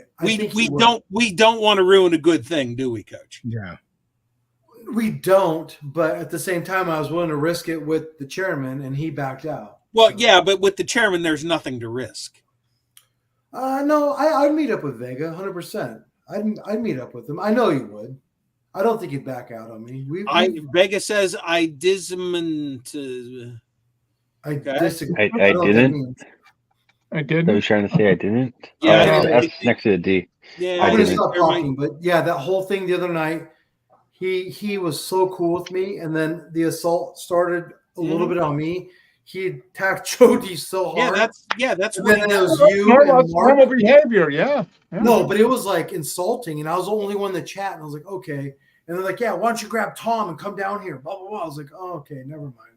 Bad idea. He's such a fool. He's such a jackass. He showed up in Atlanta to meet Mark and then off of like an 8-hour notice and then shit on him. Yeah. On like 1 day's notice, literally. Oh, okay. It was like an hour. Yeah. Okay, I'm getting what Vega's saying now. He posted another message and called. Do you have Vega's email? He would do off of YouTube. Do you have Vega's email off YouTube? Maybe not. Okay, well, I'll send you mine, and maybe not. You can send it to him because Vega's all right, man. Vega means he does not want to do anything on YouTube as far as a meetup. Yeah. Okay. It's all off camera, but my thing with the chairman is it's all for shtick, right? So. Yeah. Well, maybe not. Or maybe it's real. I don't know. Yeah. Once again, I'm representing the Share Beer Show. You've already met up with them. It is what it is. I'll leave it to you guys. I'm gonna be in Vegas part of the world in a few months. So well, he shit on Jody really quickly. And I was like, well, Jody's not even here. What's up? And then it started with Jody, just his absolute hate for Jody. And then with you, Bum, and Mark, and all the rest. We're all the same. I mean, it's all one and the same. Absolutely. It's all one person. Yeah. There's a script. There's some of the ribs. There's the ribs I cooked today. That's it. I can't stand looking at Joe's meat anymore. I got to go. All right. See you guys later. Later, Mark. All right, Mark. See you next week. All right, man. Brother. Yep. Peace out, brother. Yeah. So these were. This was used with barrel age wood. So these were 100% used with white oak barrel aged wood. How has because we haven't really heard much from the wood from the barrels. Is it would you say quality? Are you still getting good smoke? Yeah. There's no comparison. Yeah, that's the thing about it. The beauty of finding out about the beauty. Okay. What I will tell you is, you guys know I bought 3 barrels from a brewery. Now, those barrels are different than the other barrel wood that I bought, basically a face cord up, which is almost like a third of a cord of regular firewood. The difference being is that third of a cord that I bought for $60, by the way, which is an insane deal. That wood is barrels that had Jim Beam or Jack Daniels or Maker's Mark, some of the big whiskeys in them for like a year, and then dried out and then broken down into the staves that they make the barrels out of, and then some bonehead like me buys them. The comparison to the actual 3 barrels that I bought, I broke one of them down and cut them into chunks. The difference is incomparable, right? Because those specific barrels were bought through a broker. So some of those barrels were, they had really good spirits in them, first of all, for years and years. And then those spirits were taken out. Some of them went to a winery and had wine in them for another year. And then that was taken out and then sold to a brewery. That brewery, meaning Tombstone Brewery, put a really good stout in it for 6 months, took that one out, put another one in it for 6 months to a year, took that out, put another one in it for another 6 months. You know what I'm saying? So the 3 barrels that I bought from Tombstone Brewery here in Arizona just have so much more complexity to them than the other barrel wood that I bought. All of it, though, is phenomenal wood. It's really, really good. I did. What is happening here in the comments? I'm seeing some comments, and I'm seeing I did Joe still got road rash. Oh no, he's referring to Joe Skull. Oh, okay. I'm to like a previous comment that Joe Skull made. Oh, I'm like, what is going on here? Because I did Joe still got road rash. What the hell? So, but no, that the differences in the barrel are going to be apparent because of what happened with that barrel. So the ones that I bought, of course, the 3 barrels I bought are definitely more expensive than just the barrel wood. But when you consider what happened with those, and it's all Jim Beam barrels, Jack Daniel barrels, and Maker's Mark barrels that were just torn down. They aged it for 1 year, tore it down, and sold it to somebody like me, versus buying the 3 barrels from a local brewery direct, that did X, Y, and Z, and they went through a whole process of having different bourbons and spirits and wines in them, as well as different beers. Of course, there's going to be more complexity. So the barrels that I bought, the actual real standing barrels that I bought, are extra special, if you will. I'm using those and charging more for that food that I make with those barrels than I do with the other barrel wood that I just bought, if that makes any sense.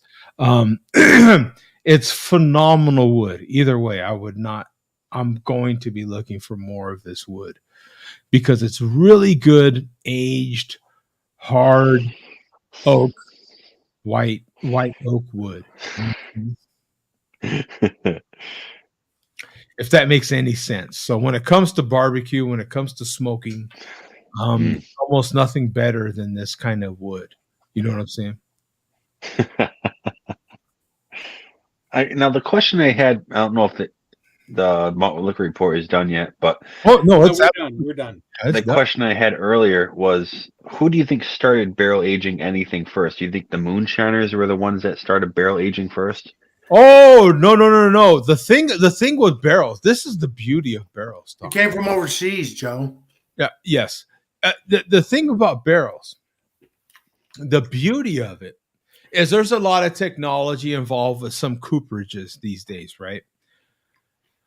But all the robots and machines are doing is mimicking barrel making over the course of thousands of years.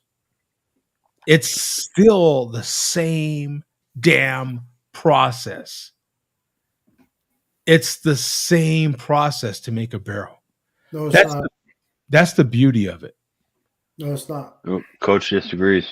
Yeah. How would you disagree, Coach? So a Bentley is made by hand. A Rolls Royce is made by hand. Yes. And a Hyundai is made by machines. There's a huge difference. Okay. Now, quality of product matters too. Yeah, absolutely. Sure. Amateurs can't tell the difference, but craft beer people can tell the difference. Well, in other words, the difference in those different crafts is immense. You're comparing apples to oranges. No. When you're trying to tell me how? No, there's no way. You're trying to make that comparison. Did they make better barrels 100 years ago, or do they make them better now? They make them just as well now. Now that's not the question. The difference is they make them the same way. The difference in the barrels is immense because there's different what they're going to use that barrel with for matters, right? Now, the ones that are going to be used for Jack Daniels and they're going to be used for Maker's Mark and all those sorts of things are going to be made by cooperages that are pumping out hundreds of barrels a week. Sure. So of course they're not going to age the wood as long. But back in the day when they made barrels, Joe, they used to spill whiskey until it got expanded enough to hold it in, and then they figured it out more and more and more. Yeah. No. Yeah. Look, they've been making barrels for well over 1,000 years, man. Sure. So you still have a majority of barrels made for your finest wines and your finest spirits that are literally handcrafted, and the craft has not changed for hundreds and hundreds of years. Okay. Well, maybe the process, because The with process machinery, is still the same. This process is the same. What changes is is how it gets put together. Okay. The rings that go on the outside are put by a machine. The wood will be cut by a machine. Who cuts the wood is almost irrelevant, right? In some cases. No, handcrafted is better than anything else. Handcrafted is number one. And that still happens. It literally depends on the cooperage. It literally depends on what is going to happen with that with that liquid, right? So the reason you'll pay more for a particular spirit or more for a particular wine that is gonna hit that bottle and go to that shelf is included in that handcrafting and the aging of that wood that goes into that barrel, because that wood will be aged for up to 7 years before it's even made into a barrel. And the people that make those kind of barrels, that process hasn't changed for hundreds of years. So do you think they reuse the barrels, or they just pass them on? Oh, the barrels get used over and over and over again. It just depends on what combustibility. Yeah, when they combust. What process? Yes, it depends on what is intended for that. Some of them get, once they get a liquid put in them, they'll age in that barrel for 20 years. Bless you, because it usually goes from spirits and then if it does go to like a maybe beer then wine, right?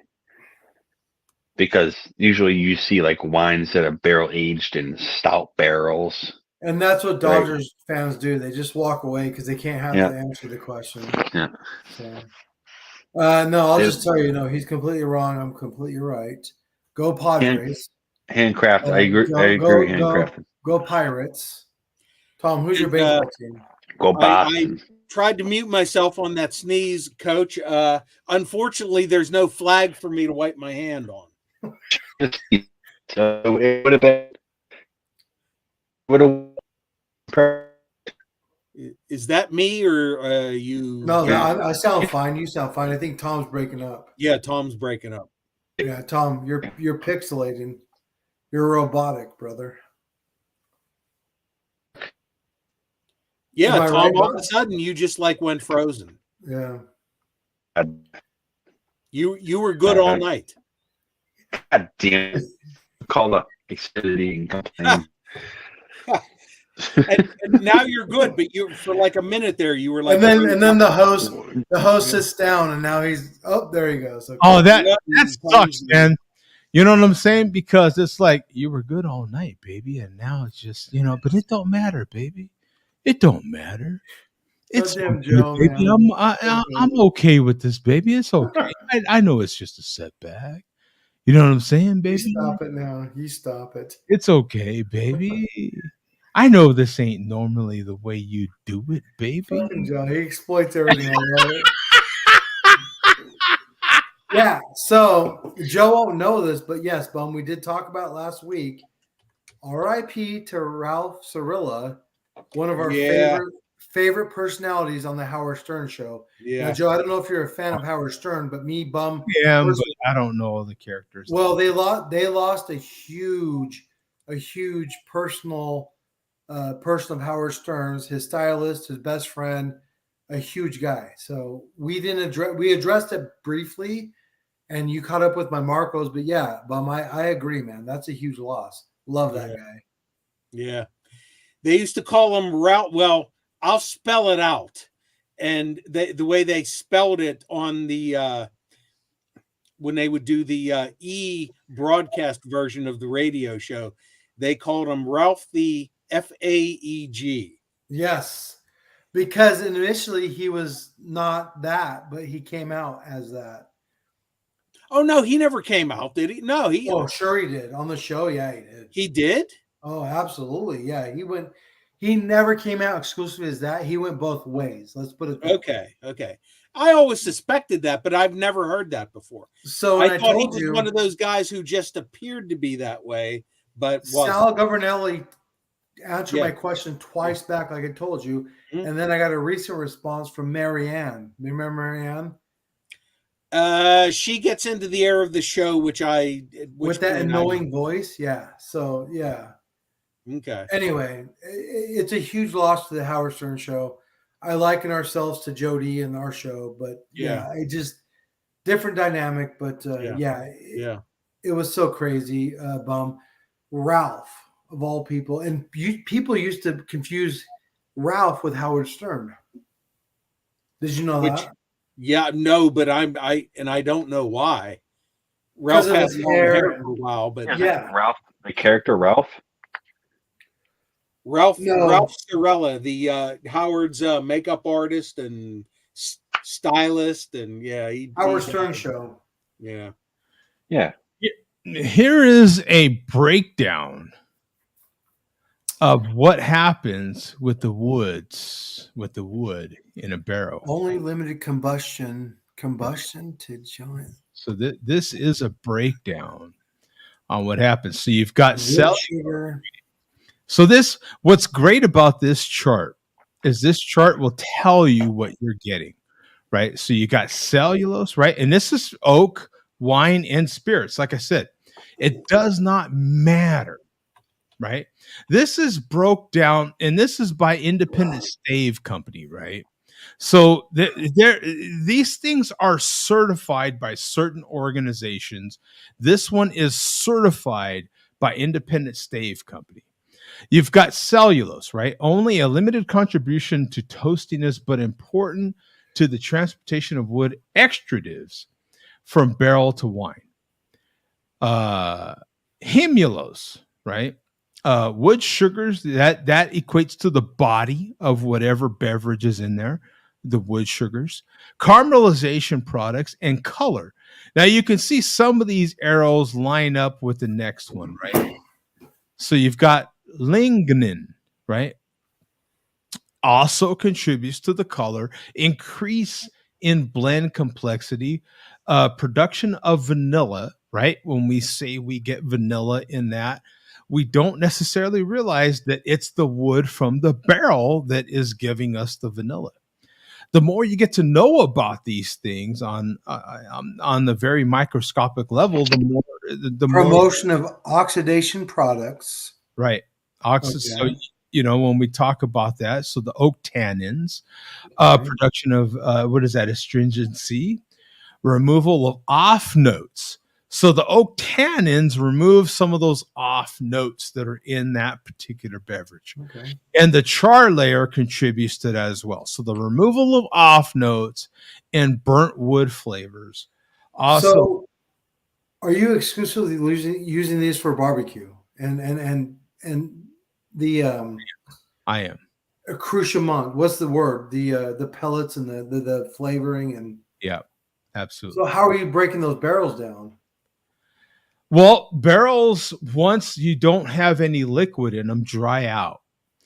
So those same during the process of making a barrel, they heat it up and then add moisture. Both those components, whether you put them on manually with your hands or you use a machine, they still use a steel ring. It's the same steel ring they've used. Well, not the same steel ring, but some of those steel rings are made by machines. But either way, it's still the same process. You put the steel ring on top, you'll turn it around, put the steel ring on the bottom. Again, whether it's done manually or with a machine, the process is still the same. That's what amazes me about it. The wood is what changes.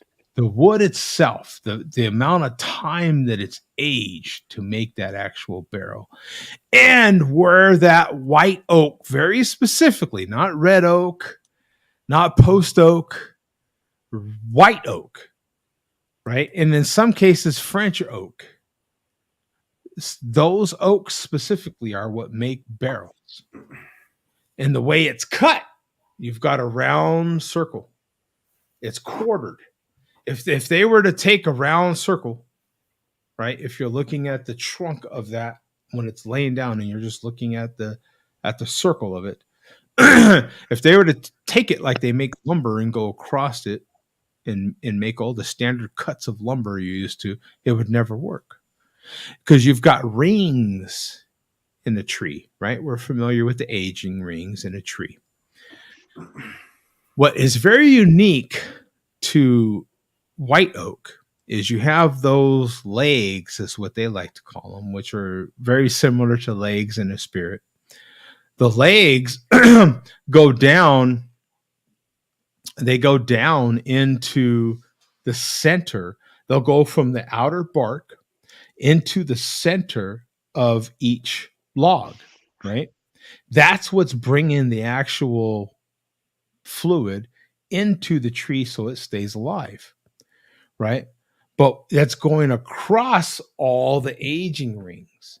It's going across. And so that in white oak, that goes all the way across as well. So those are what actually those legs that go across have particular, when you look at it in a microscope, have particular little cells.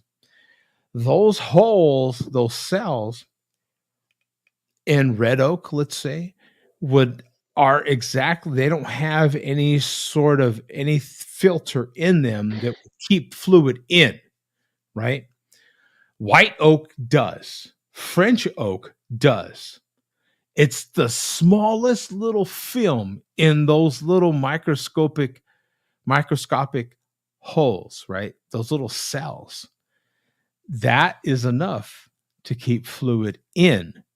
If they quarter cut it, so they'll quarter cut each log, and then in that quarter cut, when it's sitting there like a triangle, then they'll cut staves, inches, right? And then I forget the length. It depends on the barrel they're going to make. And then it depends also on if they're going to make the ends or not. But they're all a standard length. It's a standard size. And it's pretty cool. The art of it is still, even if machines are used, humans are always used to take the actual staves and line up the staves to make the circumference of a barrel, because it still takes a human to do that. Because each barrel, even if machines cut each stave, even if a machine cuts each stave for the top and the bottom, it still takes a human. All the machine does is cut it and then put those staves in big bins, if you will. And it still takes a human to go, okay, this one will go here, this one will go here. That is the whole craft of it. Once a human does that part, then depending on it, again, if they're going to make JD, for example, if they're going to make Jack Daniels, that wood may have only been aged a year. Maybe. It's just going to be aged till it's a particular dryness. Once it does hit that, then a machine may speed up the process. That's all they're doing, is speeding up the process, because the requirements for Jack Daniels are so high that they need barrels on a turn, right? They need them like crazy because people consume Jack Daniels like crazy. Some of your finer spirits, they don't consume them as quickly, right? So they can age the wood longer, which gets you to a finer taste and a finer color and all these other things that make that particular spirit worth more money, or that particular wine worth more money. But a human still has to line up those staves. It's interesting, man. It is. It really is. And the more you get into beer, you find out that the more science goes into it, right? Like what's cool is that a brewery like oh my god, who's that brewery I was just talking about from your area, Tom? Oh, Treehouse. They make a ton of different barrel aged beers now. Yeah, and I was looking them up. They put out some really good video, some really good content and information about their process and the science. You know, the bigger you get, the more science that is needed. Oh yeah, go into your beer, right? In order to make it that much more consistent. You know, because there's that many more. You're dealing with an organic product. Yeah. And in order to keep a consistency, it takes a lot of scientists. And so before you the have amount of product they put out, dude, it's incredible. If you go on their website and look at like a local place or click on one of the locations and try to make an order, they have like 30 different beers. Yeah. Ready to go. They have like 12 different spirits, 14 different cocktails in cans. They have, I swear to God, they have like 5 barrel aged beers. Wow. Crazy. It's crazy. It's just crazy. You can't even go there and get everything you want because you'll it's awesome. $1,000. I bought those 3 barrels from Tombstone Brewery here locally. I bought those now 2 weeks ago, and the one of them still had the plug in it. I took that out 2 weeks ago. I was just out there a few hours ago. You can still smell that brewery. Oh yeah, that barrel. You can. Oh, you're gonna smell that for a while, I'd imagine. It's and you know the thing about alcohol that we sometimes lose or sometimes forget is once you get past the actual alcohol, the 9% ABV, the 11%, the 14%, whatever the alcohol level is, once you get past that, it's all sugar. Oh yeah.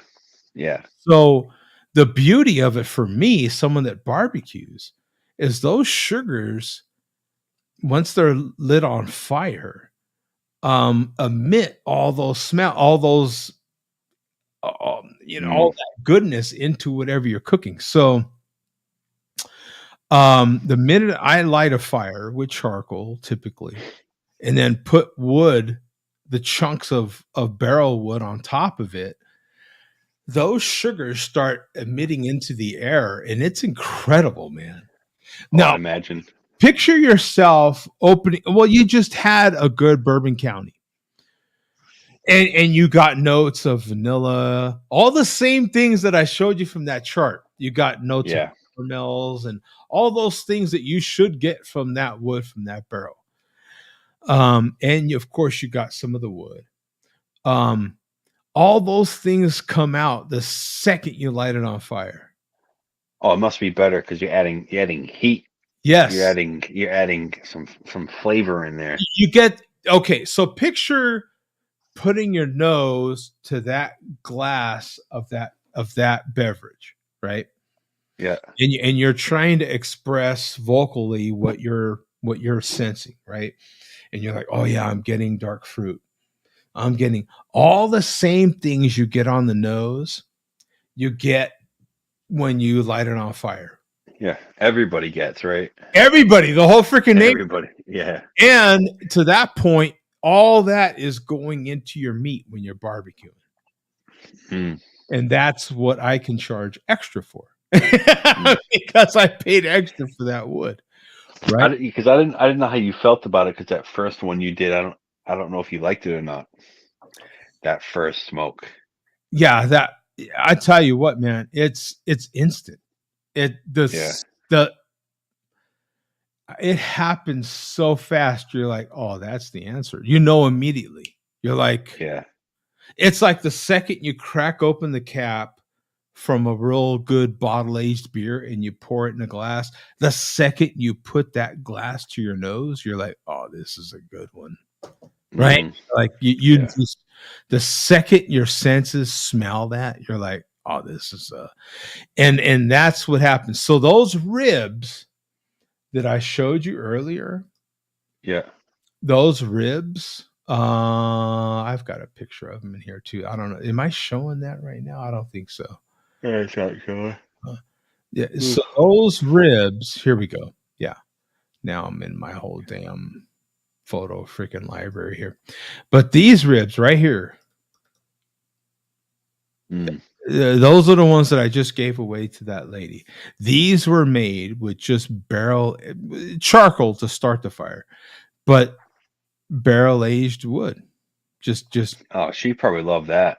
Yeah, that's the part, Now, my regular pecan wood and my regular mesquite wood, they honestly wouldn't look any different. It's one of those dark beer things, right? Where you're like, oh, all dark beers kind of look the same, right? But what you can't get is the smell and the taste, right? The flavor is intense. If you don't like smoke, then it might not be for you. You know what I'm saying? If you don't like smoke, you don't like boldness, then it might not be for you. So I'm getting pretty close, Tom, to sending you guys a bunch of my food. I'm pretty close. I'm closer. Oh, I'd be down for that. But it will happen soon. I know it's cost. It's not a cheap thing to send. It's easier to send beer because you can send it. But when you send food, it gets a little more intricate. Sure, because you're trying to keep it cold. Yeah, you gotta have with dry beer, ice. You don't necessarily care if it's cold or not. Yeah, exactly. If you put a couple ice packs in there, that's about as least most you can do. But with food, you got to put dry ice sometimes with ice packs and the whole 9 yards. And I don't have any experience with that, but I know it's not easy. Places do ship like seafood across country. They do it in the styrofoam, and then they layer the bottom and the top. And what I found out about that as well is, see, he says, got to get the meat fresh from the farm. Yep. What I have found out is that I can freeze it. And see, this is when I've told you in the past, like, oh, I'm testing this or I'm testing that. Well, it is just that. Like I am, I do make, I make my food and then I vacuum seal it and then I freeze it. And then I do ship it off to relatives and other friends, right? And okay, how did this get there? Did it get there okay? Is it lukewarm? I've gotten to the point where now I know I need to ship stuff on Monday or Tuesdays specifically. So you always ship in the beginning of the week. Mm-hmm. So that you don't want your shit stuck on. You don't want your stuff stuck on over the weekend in the post office or something like that. Exactly. That's when you're screwed. So all those sorts of things matter. You know what I'm saying? Which is another challenge for me personally because I work Monday through Friday. You know what I'm saying? So I don't, and I start at 6 a.m. So it ain't like I have a chance to. Okay, I start at 8, but I can still hit the post office at 7. Well, they do the door pickups too. They do. So it's just a matter of figuring all that out, right? Yeah. Like it's a matter of getting all that figured out. So I'm pretty close. I'm pretty close. So by the time I get to shipping to you, then to you guys, then I'll be in a position where I can start a website and ship to anybody. I'll be at that point. And then it's pretty much a full-blown business. I'm in the process of ordering a pit, a proper there you go. A pit that I need to start a business with. You're talking upwards of $10,000 for these darn things, and they're expensive. They're not cheap. And there's some of these things have a lead time of 10 months. You know what I'm saying? So you're plucking money down on a product that you might not get until a year from now. How big are we talking? How much meat you throwing on that? How much meat can you throw in that thing? The ones that I'm looking at, you could put 11 to 12 briskets on. Holy crap! Yeah, that's a lot. Yeah, that's enough. That's enough. Yeah, You're talking 16 to 20 racks of ribs. You're talking a real legitimate and at that point too, if you're a business, you're able to get wholesale prices for your meats, right? Yeah, You might be able to go to these certain places and get cheaper. Yeah, like prices. Restaurant. I don't know about cheaper, but consistent. Yeah. What I have found is that I would be able to go to places and get a consistent product. The price would be good relative to that product at that level. I can still beat it by going to Walmart for instance. Like if someone's ordering ribs, I would probably still just go to Walmart because I'm still beating the price and I'm getting the Smithfield's extra juicy ribs, spare ribs, the full size spare. Where I do all my own cutting and I'm able to cut my own St. Louis cut ribs out of there, my own St. Louis cut spare ribs, and then trim off the rib tips and charge more for rib tips. That's a premium cut. You know what I'm saying? So I would be able to maximize my revenue per cut of meat. I'm learning those things. You know what I'm saying? I have learned those things. So when I buy a cut of meat, how much money I should get out of that cut of meat, I am able to achieve nowadays. Like I don't just look at a cut of meat as a cut of meat. I look at it as profit, right? I need to make a profit off of this. It's retail. It's oh,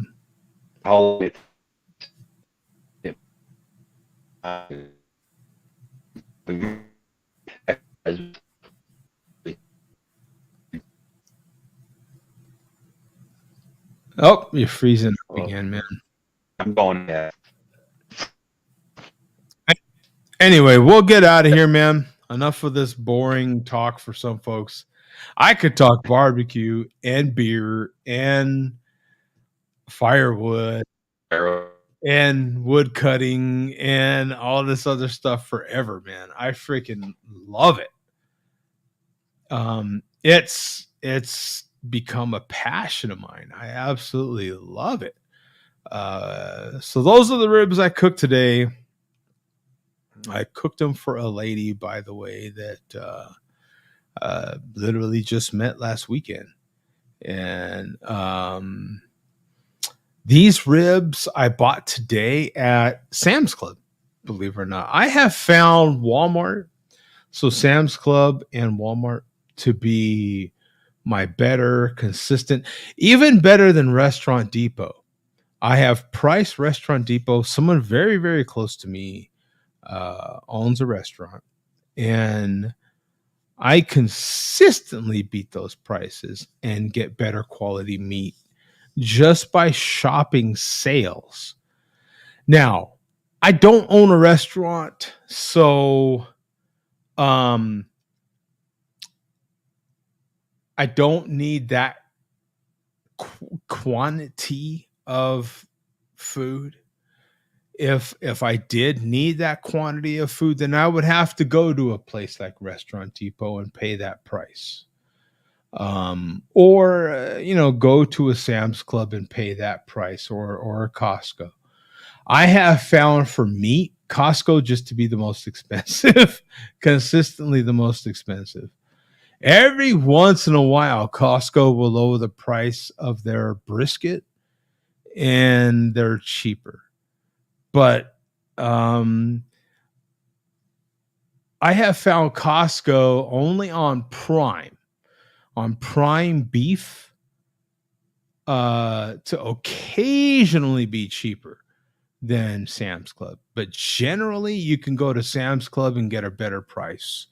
If you have the Plus membership at Sam's Club, you can shop that 2 hours earlier and go once you go there 8:00 in the morning, and they'll have that's the problem. You can't count on them marking down the cut of meat you need, but they will have an incredible amount of meat marked down at really, really good discounts that you can't hardly pass up. What I do is I have a lot of freezer space, right? I've bought freezers. I have a lot of freezer space. So when there's a sale or I find a markdown, I will buy a lot of that cut. So let's say like today, I went into Sam's Club early, and if I saw that they had, I'm not even looking for pork butts, but let's say they had Boston butts is what is a common name for them. But if they have Boston butts and they have, let's say, 4 or 5 of them marked down by $5 for the total cut, for that total cut, I'll buy them, knowing that in the very near future, I'm going to just take those home and freeze them. In the very near future, I'm going to have orders for pulled pork. The good thing about having it already on hand is I already have it on hand. So if I get an order like I did today, I had someone throwing a party today, but I cooked their pork butts for their party 2 weeks ago. I'm a big vacuum sealer. I'll cook stuff and vacuum seal it and then freeze it and then give it to the customer and let them warm it up as they wish. They can put it in a sous vide. They can put it in their oven, in a container, however they choose to warm it up. Then it's at their convenience. They don't have to worry about getting it from me, and trying to keep it warm and all those sorts of things. So it's pretty cool. But that's my methodology to it. It takes a little bit of work, but I have found to make it work. Now I'm on a really small level. If I were to have a lot of catering jobs or even 1 or 2 big catering jobs in a weekend, then I would have to look at a Restaurant Depot or a Cisco or something like that could get me product that I need on a more consistent basis. But for the level that I'm on, I'm able to just look at my local grocery stores and see what's on sale, buy as much as I can of that, and then vacuum seal and freeze it and store it until it's needed. That's what I'm able to do. If anybody is in my situation where you love to barbecue and you're finding yourself to cook for your gay roommate, yeah, I do. As a matter of fact, my gay roommate is out there right now pimping my food right now. Actually, that's funny. If there's anybody out there like myself that has found themselves like, it's a lot like photography for me. I love to shoot, and the more I made pictures, I just needed something to shoot. So, in order to keep doing it, I had to get hired to do it. I had to have paid clients, and that's what started that business. And it took off pretty well. Coach is here again. How you doing, brother? Oh, I'm just listening to you, man. What's up? I could talk this junk forever. I swear to God. If it's beer, photography, and now I can add in barbecue to my repertoire, I freaking love it. I'm passionate about it. Oh, I know you are. But if there's anybody else out there that is in my similar situation, I would love to hear your story. I would love to hear where you're at, your process. I'm learning from everything, from everybody.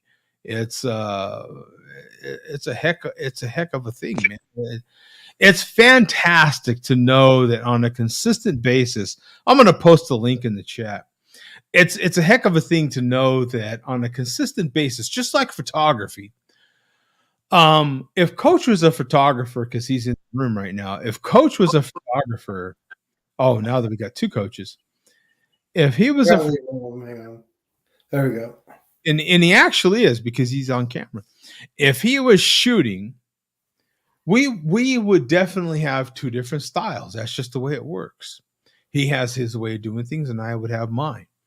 There's nothing wrong with his way or my way. It's just your preference for hiring either one of us, right? And maybe for different things, you decide to hire both of us, right? It's the same thing with food, right? Like, I'm not saying that my food's better than anybody else's or my food's less than anybody else's. It's just different, right?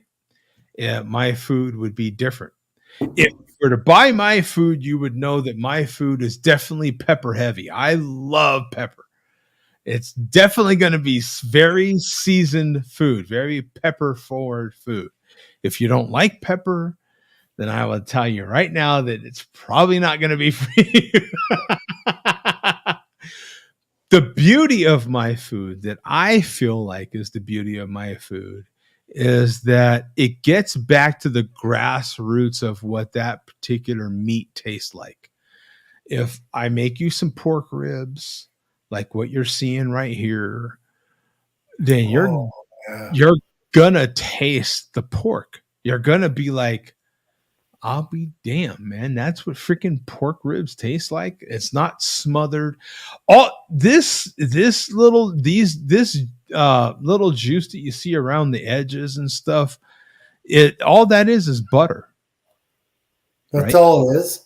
Yeah, this right here, all this is butter. I put 3 pats of butter in the foil when I foil wrap it. So the sheen you may see or may not, I don't know if you see it or not. But I don't know what you see on your screen is what I'm getting at. What the resolution is on your screen. But if you do see that, this right here on the edges of the foil, all that is butter. I put 3 pats of butter in each rack of ribs when I foil wrap. That's it. That's it. So that is just salt, pepper. I use salt. I'm not going to tell you the exact mixture because that's my personal little trade secret. But all that you're looking at right there is salt, pepper, garlic, and onion powder. And sometimes I will put, for pork ribs, I will put a little less salt and use Laurie's seasoned salt. So let's say I'm going to put, I use percentages. So let's say I was going to put 1.5% salt in my seasoning mixture. Then I would lower that to 1% actual kosher salt. And that other 0.5% of salt, I would use Laurie's seasoned salt. So I can tell you that much. Right? And that's all it is. Honestly, it's that. All the rest is my process that I use to make these. But they look tremendous. They look tremendous. Thank you, man. Appreciate it. How do they turn out? I don't know. I didn't taste them. I made these. There was a lady, the roommate. Speaking of the roommate, dude, my girlfriend is amazing at finding deals on, and I love a good deal. You know me, Coach. I love a good deal. She is amazing at finding things on Facebook. That lady will, and so, I had that palette of, she found that freaking barrel wood. Somebody here in Phoenix was selling pallets of barrel wood. Well, the roommate found that. I remember you saying that. For $60. Just to give you a third of a cord of firewood, whether it be mesquite or oak, would cost me $220 to $300 for a pickup truck of firewood. This lady found the equivalent in barrel wood, for Christ's sake, and this dude was selling it for $60. That's crazy. It was insane. Anyway, we still had no idea how much wood that really was when we went and picked up the pallet. And I have a 3/4 ton pickup truck, so I can. He put the pallet on the back of the pickup truck with a with a forklift, and I'm able to drive it home. I do have a pickup truck that can carry that. We had no idea how much wood that really was till we got home, and then it was like, oh my god, this is we're in over our heads, right? Do you think you overpaid, or do you think you got a good price? Oh, that was a phenomenal price. Like I said, that could have been up to $300 worth of wood, and we paid $60. Right? Not bad at all. Yeah. Oh, not bad at all. So she literally that morning, and we're talking, it's probably 5 a.m.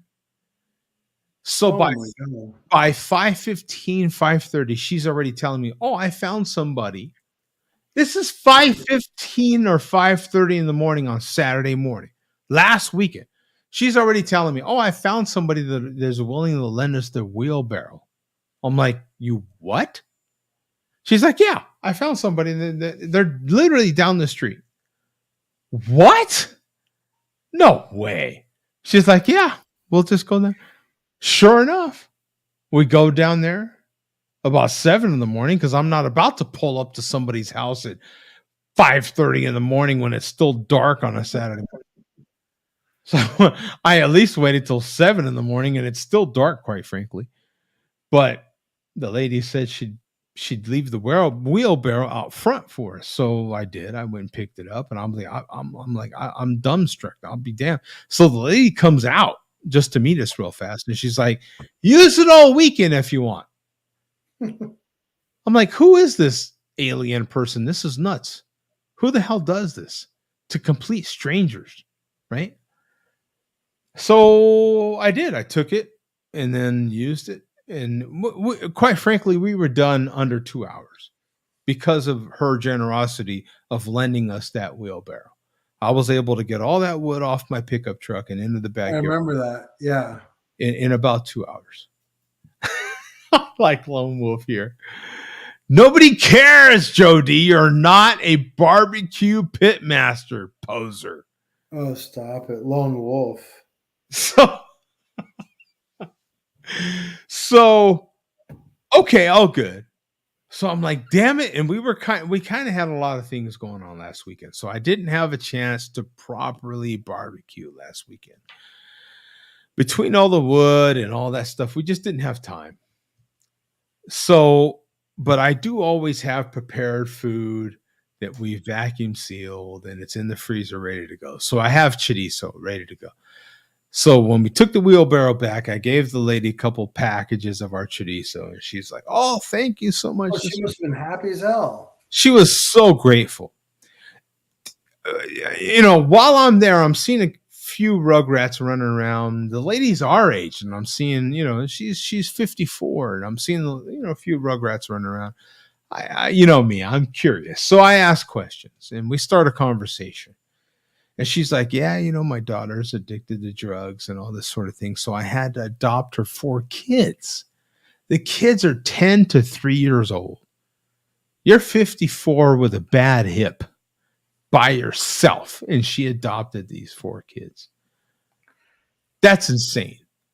And the youngest, the 3-year-old, was autistic, severe autistic. That lady has a heart like gold. I was like, wow, that's amazing. That you're amazing. I told her, "I'm not going to forget you. I swear to God, I'm not going to forget you." Of course not. So that's literally why I went to Sam's Club today. All I bought from Sam's Club today were the 2 racks of ribs that I was going to give her, because I know Sam's Club has some damn good ribs, and some pepper. I needed some more coarse black pepper. That's all I bought. And I bought that to make her some ribs, and I did. I made her the ribs, and then the roommate dropped them off to her for me, and she was very grateful. Fuck yeah! How was that? So yeah, those were her ribs. The ribs I showed you were the ribs that I made for her. Those look tremendous, man. How can you go wrong with that? That's like restaurant style. Well, thank you very much. It's the least I can do. You know what I'm saying? It's the least I can do for that kind of blessing. That lady was an absolute blessing. Whoa! We got Paul Robinson. Cheers from Idaho. Oh, by the way, thank you, Paul Robinson. Is this a Paul Robinson that you know or not? Yeah, it's Mandy's dad. Yeah, that's him. Oh, show. Yeah, that's Mandy's dad. Yeah, the Robinsons. What am I talking about? So, by the way, Coach, Idaho is breaking news, right? So let's talk about In-N-Out. I know. In-N-Out. You know exactly where I was going, baby. How far is this In-N-Out from where you are at in Idaho? And are you going to go there eventually? No, so that's in Boise. So it's on the other side of the state. So we are near Utah. We're southeast Idaho. Well, I'm in New York, but southeast Idaho. So it's 3 hours towards Washington, Oregon. It's Boise. Mm-hmm. And that's their first In-N-Out. So they're going to kill it. But you know In-N-Out. You love In-N-Out. So yeah, I might go there when it dies down after a year. But no, I'm not going to go there right now because I have other In-N-Outs I can go to.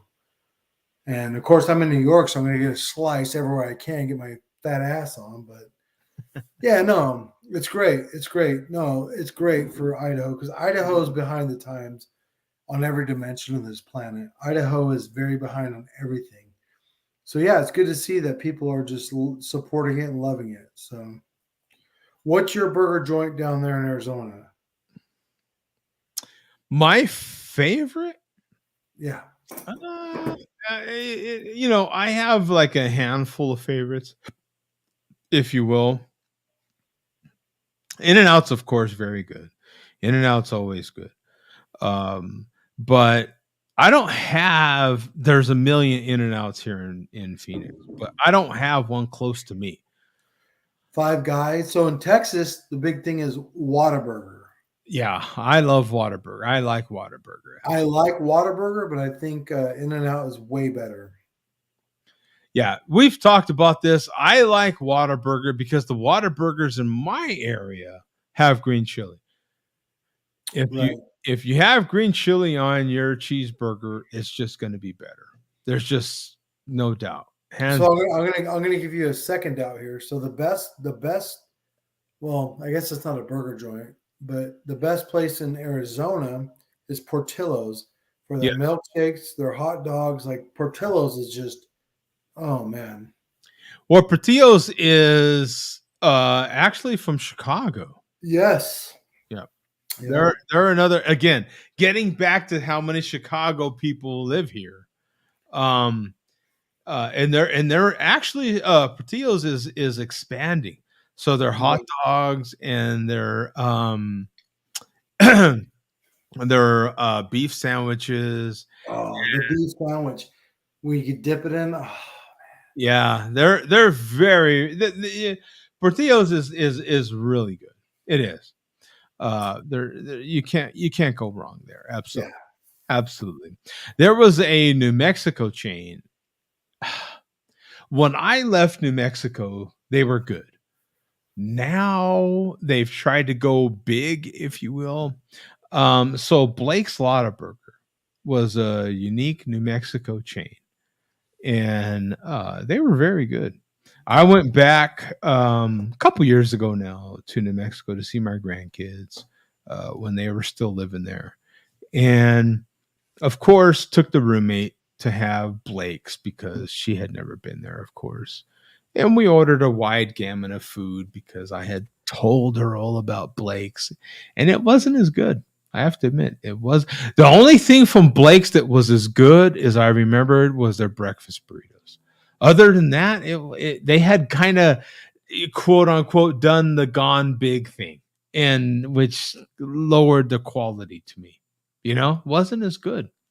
It was a damn shame. Well, one thing I had in Arizona for the first time in Flagstaff was Culver's, and Culver's is not bad. Maybe you're not a fan, but Culver's is not. It's better than McDonald's, it's better than Wendy's, it's better than Arby's. I mean, Culver's is not bad. No, Culver's is not. I wouldn't.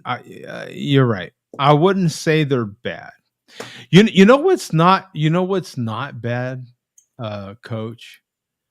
And you've been to Cali lately. See, now I predate this particular chain out of Cali, out of LA, because I left LA before it established itself in LA.